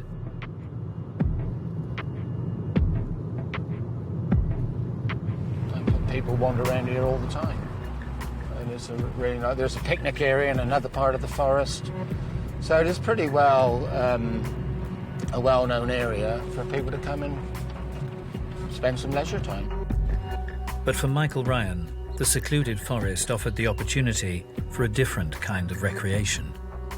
Ryan was known to dress up in paramilitary camouflage, and he would often hang about in the woods near to where he lived. He would stalk and follow individuals. There's no evidence to suggest he would do them any harm or that he interacted, but it is entirely possible, of course, that this could have been a sexual outlet for him and that he may have engaged in sexual fantasies. Meters away from where Ryan waited, 33-year-old Susan Godfrey and her 2 children had just arrived for a family picnic. She was on her way to a grandparent's birthday party. The suggestion of her father, because she wanted to take the boys for a picnic on the way there, he suggested Savernake Forest was a good place to come. She pulled into a slight clearing off a Grand Avenue and got the children out of the car.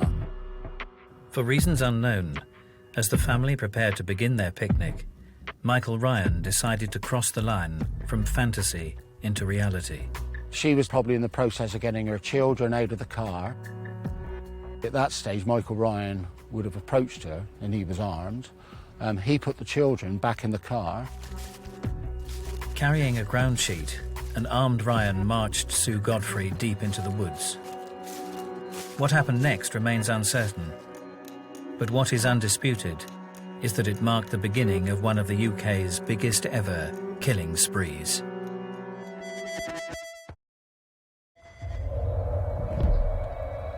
In August 1987, the sleepy market town of Hungerford held its breath as a heavily armed resident stalked the streets, gunning down anyone who crossed his path. 17 people would die and many more were injured in a killing spree that created unimaginable terror, shattering the tranquility of one summer afternoon. 27-year-old Michael Ryan's ruthless rampage had begun in the Savernake Forest, 10 miles west of Hungerford. Early in the afternoon of Wednesday the 19th of August, Sue Godfrey and her 2 young children had just arrived at a local beauty spot for a family picnic. As they were getting out of their car, an armed Michael Ryan approached them. It's very hard to say with any certainty what happened, but we do know that her 2 children were left strapped in their car seats while Ryan took Miss Godfrey deeper into the forest. The assumption has to be that this was going to be an attempted rape. There's no indication of robbery, there's no indication of any other kind of crime going on. He may have made a sexual approach to Miss Godfrey, to which she may have declined or even fought back from. His lack of coping mechanism meant that he just went nuts with his guns. He shot her repeatedly. There's no other explanation that this was an act of pure rage. Detective Inspector John Spiller remembers being one of the first to arrive at the scene that day. We walked up here and on the right-hand side here, near the base of a tree, we found the body of Mrs. Godfrey.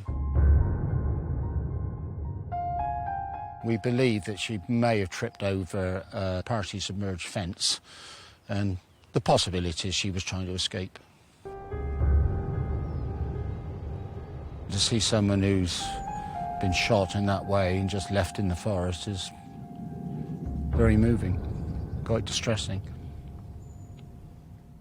Michael Ryan immediately fled the scene, leaving the children unharmed and still safely strapped into their mother's car. At this point, his adrenaline would have been racing. He would have been on a physical rush.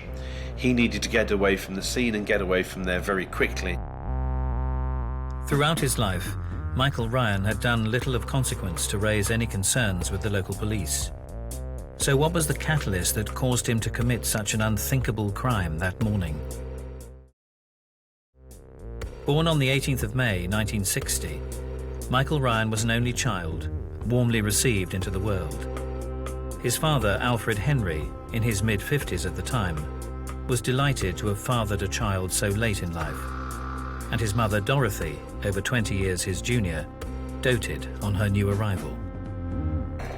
They kept themselves to themselves, but when you saw Dorothy, she would actually talk to you, have a good chinwag, and she worked at the local school. I knew his mother, Dorothy, very well, and I knew his father. Very, very nice people indeed, both of them. Father Alfred, an apparently strict clerk of works, was happy to let Dorothy take charge of Ryan's upbringing.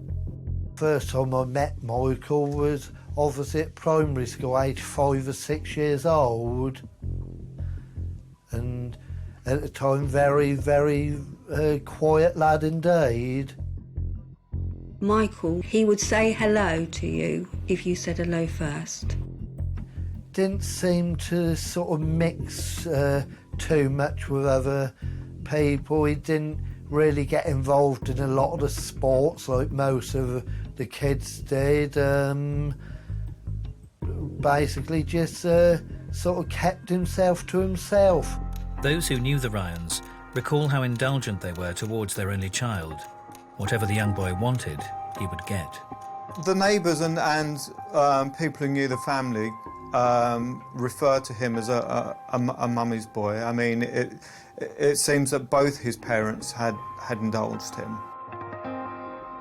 Well, he was the only child, and I would say a very spoilt one. Contrary to other spree killers that we know about, there didn't seem to be any behavioural yellow flags or warning signs in Ryan's background. His parents' marriage was relatively healthy and normal with no problems. This was a completely uneventful existence.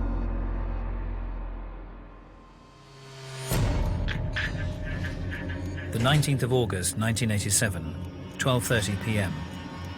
Golden Arrow Service Station, Froxfield.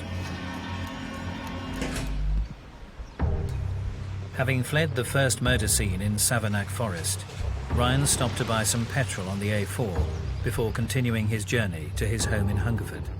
As a regular customer to the Golden Arrow service station, attendant Jacob Dean was used to serving Ryan. Michael Ryan would have driven in from this direction and parked at one of the pumps here. The kiosk is in the far right corner there, and obviously Mrs. Dean probably didn't know him by name, but was familiar with him because of his regular use of the petrol station to buy a small amount of petrol. The difference on this day was he actually spent a long time filling this car up with petrol, almost till it was brimming over. He then filled a petrol can up with petrol and then obviously secured it. He waited until the only other person in the petrol station had driven off and casually walked up to the kiosk, aimed and fired. Behind the glass, attendant Jacob Dean had dived for cover. There was glass everywhere. He then walked into the kiosk. You can only imagine what she was feeling. He leant over the counter and aimed a gun. Now that gun was either empty or it jammed, and no one will ever know. And he then left the kiosk, got in the car and drove off. It was an incredibly lucky escape because she would have been the second victim on that day. Having already murdered one and attempted to murder another, Ryan fled the scene once again. We have to assume that at this stage he was planning on making an escape. With a full tank of petrol, as well as a filled canister, Ryan continued on towards Southview in Hungerford, to the home he'd lived in all his life.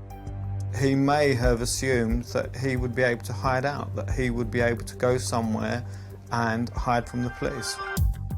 Growing up on Southview was a comfortable existence for Ryan. His mother reportedly doted on him and continued to indulge his every whim. I can't remember him playing too much. As the years went on, like as we began our teenage years, we used to have a mess around, you know, here and there, you know, play about, but really didn't really go out a lot as far as I know. By his late teens, Ryan remained socially awkward with his peers. Often described as sullen and a loner, Ryan immersed himself in a growing passion for the military, and in particular, guns. Ryan took some comfort in reading about and fantasizing about military and paramilitary lifestyles. He began to acquire more military-style clothing and camouflage clothing, and also began to take more of an interest in military weapons. They had a small holding in there, down the bottom end of their garden, where they had some barns and kept a few cows in. But I remember we got in the barn one day and he started firing at the barn door with an air rifle. To indulge his hobby further, Ryan joined a local gun club, quickly moving from pistols to high-powered rifles, whilst his own deadly collection grew rapidly. He was quite well known in the Hungerford area, particularly for shooting, and I think there was he'd won some awards for shooting. The Tunnel Club was an authorised shooting range, so there would be members. People obviously practice their skills in shooting, so they would obviously shooting different weapons from different distances. His interest in survivalism is apparent really in just the full range of equipment that he collected. I mean, he was practically an army surplus store. He had flak jackets, he had balaclavas, face paint, camouflage clothes, you know, the guns, the knives, and he often carried these around in his car. He had no major life stories or experiences, and he had very little to offer people by way of social interaction. With guns, with collecting, he didn't need to interact. His shooting at the gun club would do the talking for him. The 19th of August 1987, 12:45 p.m.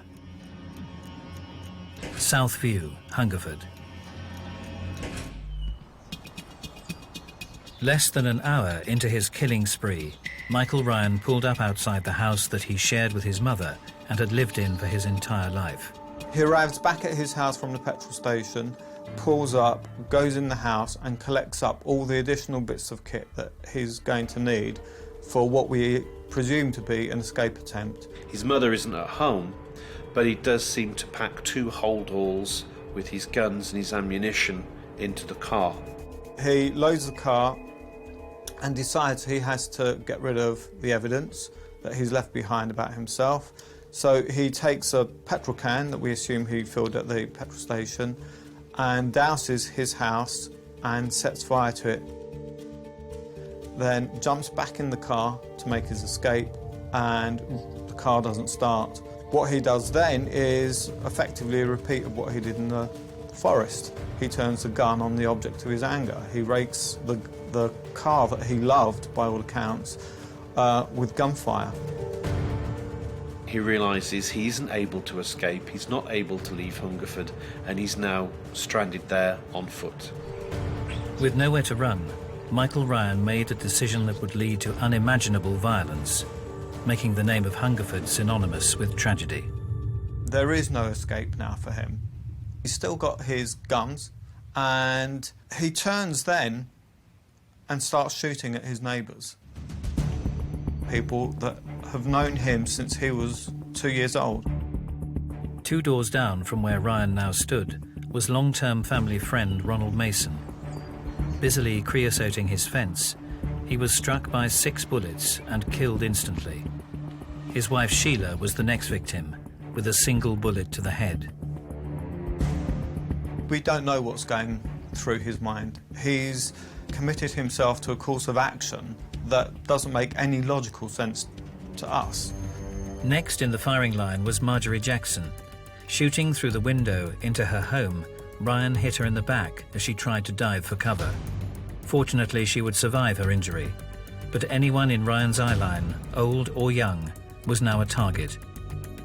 At 5 to 1, I remembered it clearly because my son had just gone to the local shop, which was sort of just 3 minutes away, and I suddenly heard glass break, and my son and my daughter just ran in, and I remember my son saying, "Lisa's been hurt."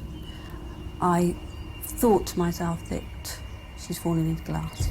Several doors away, Sylvia Pascoe's 14-year-old neighbour, Lisa Mildenhall, had been playing with other children in the street when Ryan turned his attention on them, firing into the group. I went out the back door. I went through to Lisa, and she was standing in her mum's kitchen saying, "I've been shot." Hello, can I have an ambulance, please? I can't tell you what the problem is, but there's an awful lot of blood. Lisa had been shot 4 times and was bleeding heavily from a leg wound. Outside, as his house burnt to the ground, Ryan continued to prowl up and down Southview, shooting as he went. He's not screaming, he's not shouting, in fact he's not saying anything at all. And into this mess drives his mother.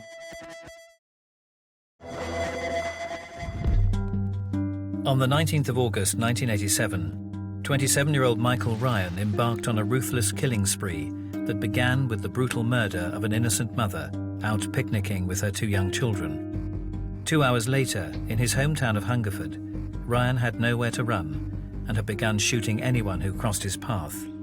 With 7 dead and 7 more injured, it seemed there was no stopping the crazed killer, when amidst all the chaos, the one person he truly respected appeared. His mother, Dorothy. She emerges from her car. There are dead bodies all over the place. Her son's car has been shot up. She arrived to see her house on fire and she was completely distraught and, as one would expect, very emotional and very angry. Somebody tries to stop her going in, but she pushes past. This is her son. She's heard to go up to him and speak to him, and she says, "No, don't shoot me." In front of him stood the only person he loved, but Ryan didn't hesitate as his sickening spree continued. Ryan shot her twice at point-blank range and she died right in front of him. The reason behind this, again, we'll never fully understand. It's an incredibly irrational behaviour. In a matter of minutes since opening fire on his neighbours, Michael Ryan had killed 7 and injured a further 7. Casually, he then made his way out of Southview and across the common behind the houses.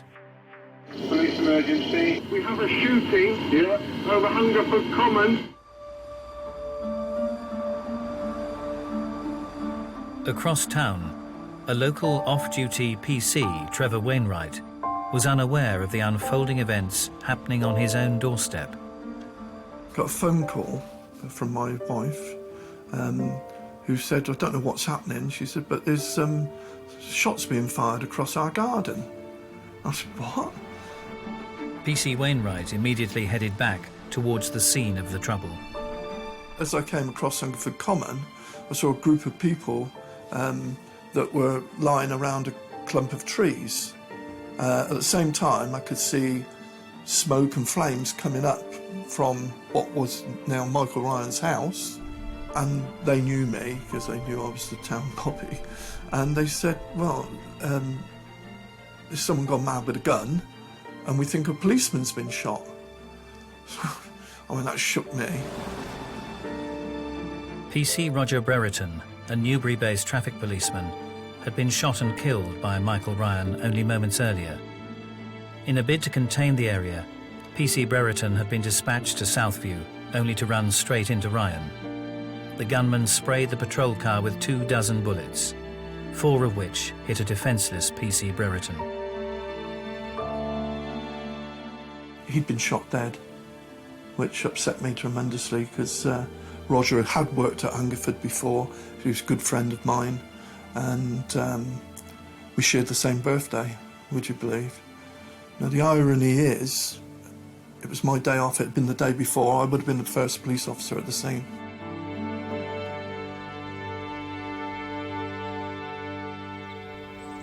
Another cruel twist of fate that day would later emerge. PC Wainwright, in his role as a local policeman, had vetted Ryan the previous year for an upgrade to his firearms licence. This permitted Ryan to own the high-powered weapons he later went on to use during the massacre.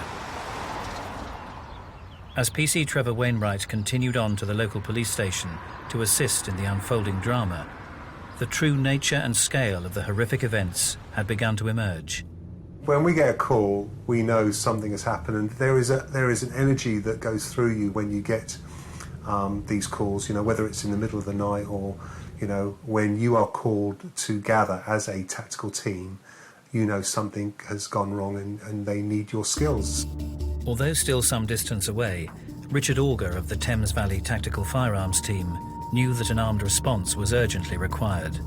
So I'm scanning the radios, trying to get information and relay it to my colleague with regard to what we're going to be facing. Having made his way along the common, Ryan fired into the back garden of Betty Tolliday, seriously injuring her.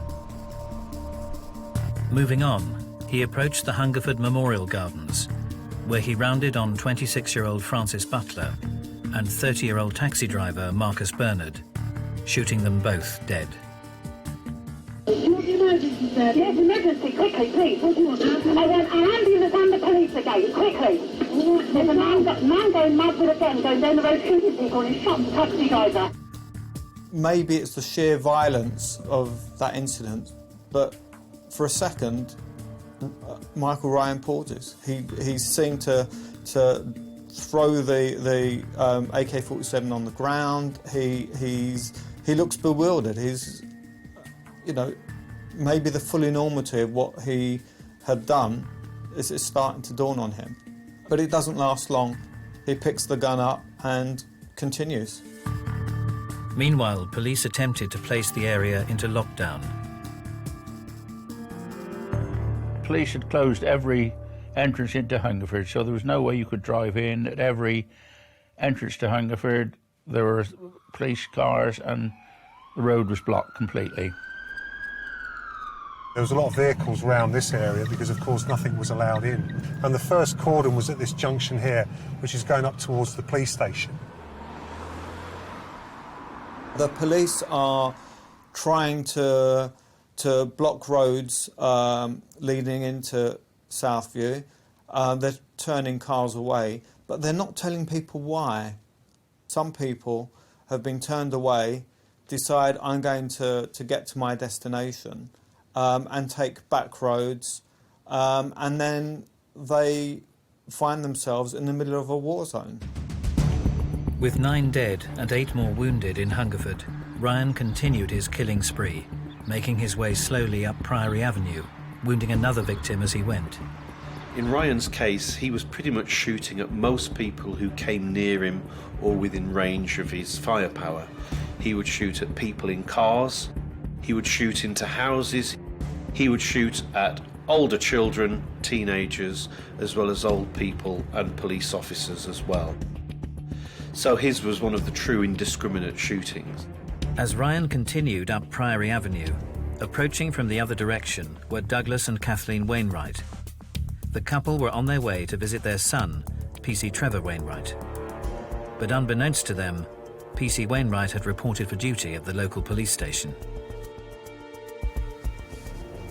There was still a lot of people coming to the police station, and the next thing I knew, or I can recall, before, you know, I had great visions of going out with the armed guys, but I got called into the sergeant's office, and the sergeant said to me, funny enough, Sergeant Ryan, he said, Trevor, he said, I don't know how to tell you this. I was, what? He said, your dad's been shot, and your mum's been shot.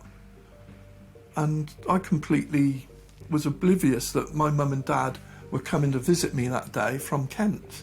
I didn't realise that they were coming to Hungerford that day. I knew that they'd just sold their house in Kent and they were coming to look at property in Swindon. They would have rung me once they were here, I suppose, and they just drove right into it. En route to the estate agents, the Wainwrights had planned a surprise visit to their son and his family. They were almost at his house when they came across Ryan. They'd driven up through the high street, but because of fire engine blocking the normal route, and they weren't aware of what was going on, my dad knew the back way in, and he drove up the high street and around the estate. And as he was going to drive into Priory Road, he saw Michael Ryan walking towards them, and he just aimed a gun at them and shot into the car. Shot my dad in the head. He obviously died instantly. He shot my mother, and the car stopped. She got out. And she saw Michael Ryan reload the weapon, and she thought, oh no, he's going to shoot me again. But with that, he walked off and shot someone else. You know, that they were coming to visit me, and they drove straight into it. And I couldn't believe it. And I just prayed. I'm not religious, but I prayed.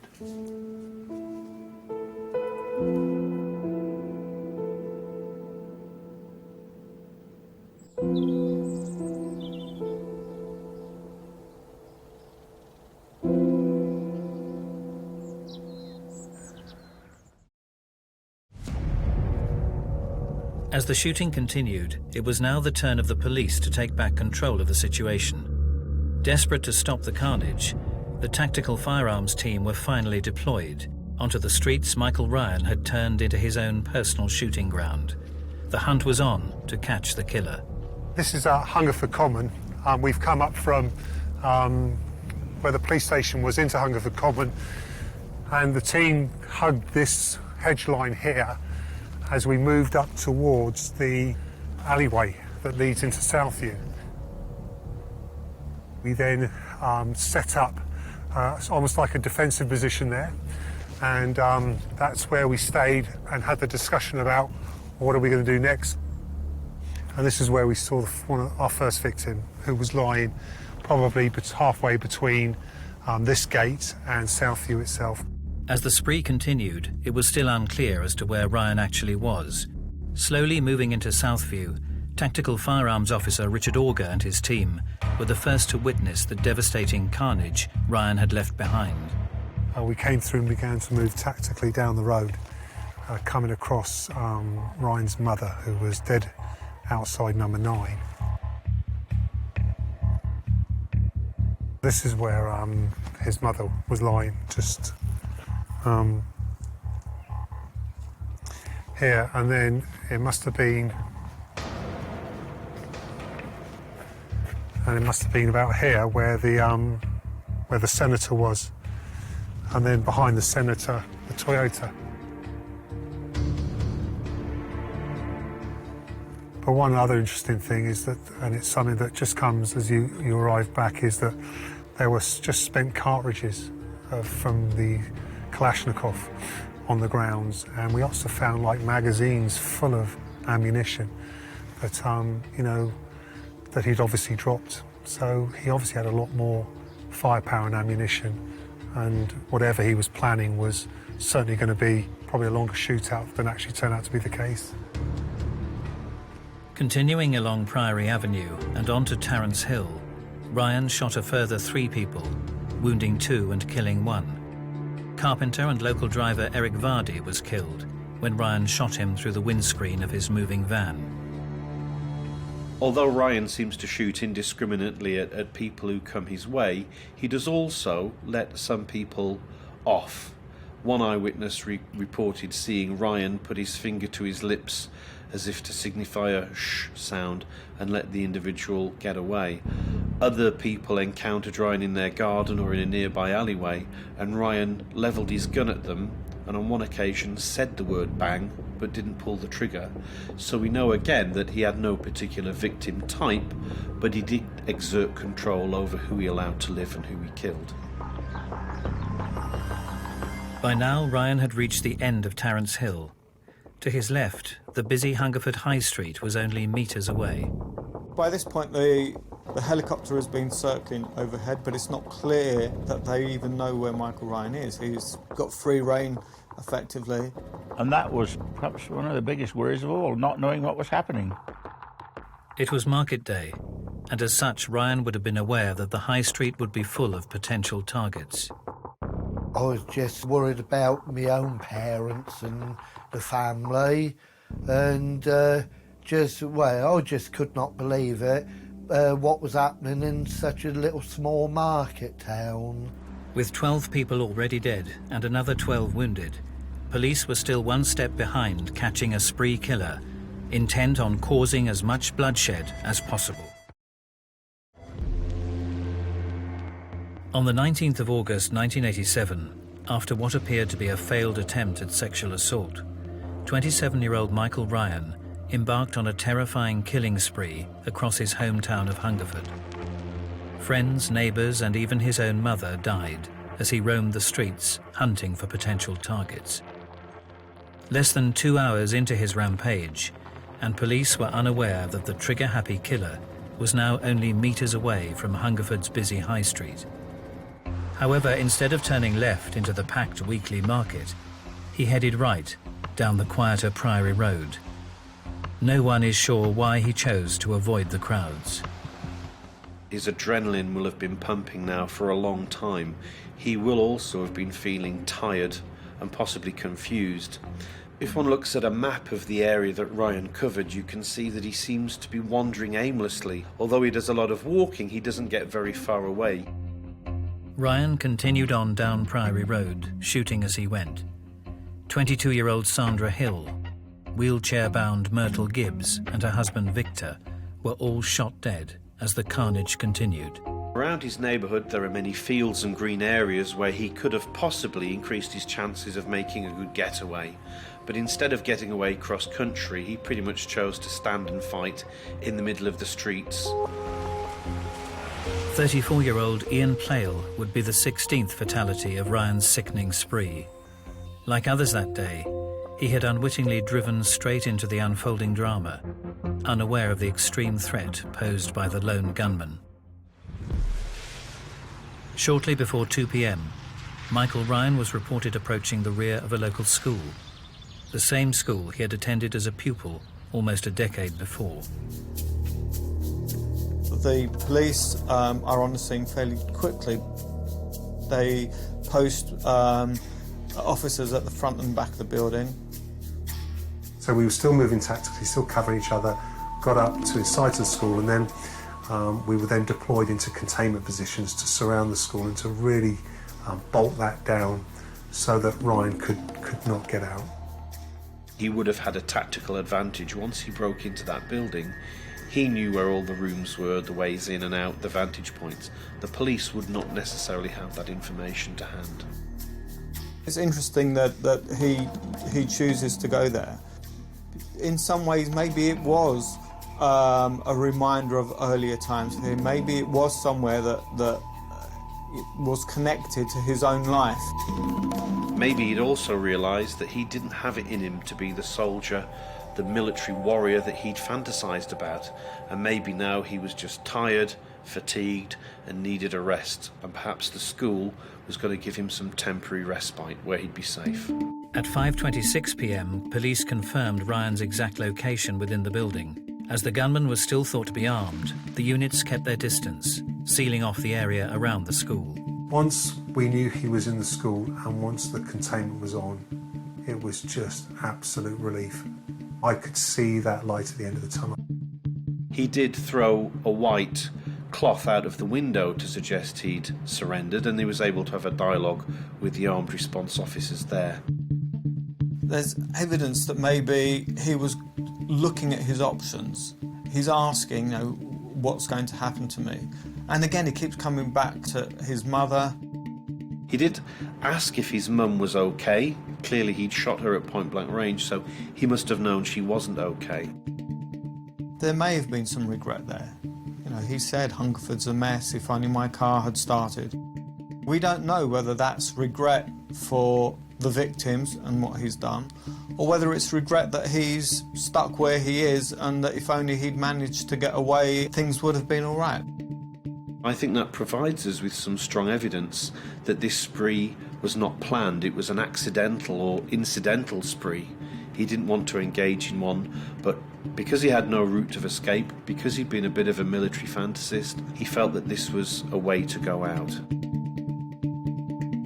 And then he asks the time, it's 6:45, and then moments later we hear the shot ring out. At 6:45 p.m, just over 6 hours after his killing spree began, Michael Ryan shot himself, using his own 9mm pistol. I saw him with the gun in his hand, having taken his own life. I felt really sorry for him. I felt he looked pathetic, lost. And maybe that's exactly what he was.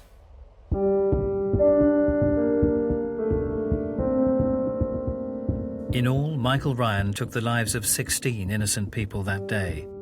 By making himself the 17th casualty, he also took away from those who wanted the opportunity to find out why he had committed such a callous crime.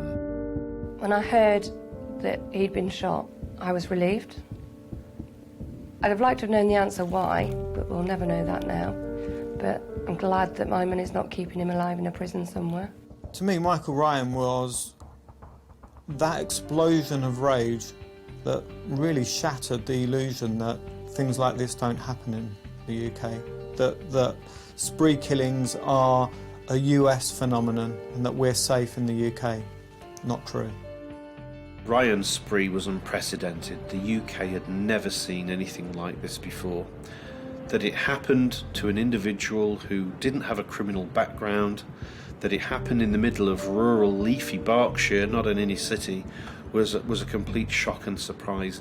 It really opened the eyes of the UK to the potential that spree killers could strike anywhere in any town and could have a completely nondescript, non-criminal background. For the next 10 years, this was the only hallmark spree killing that the UK had endured.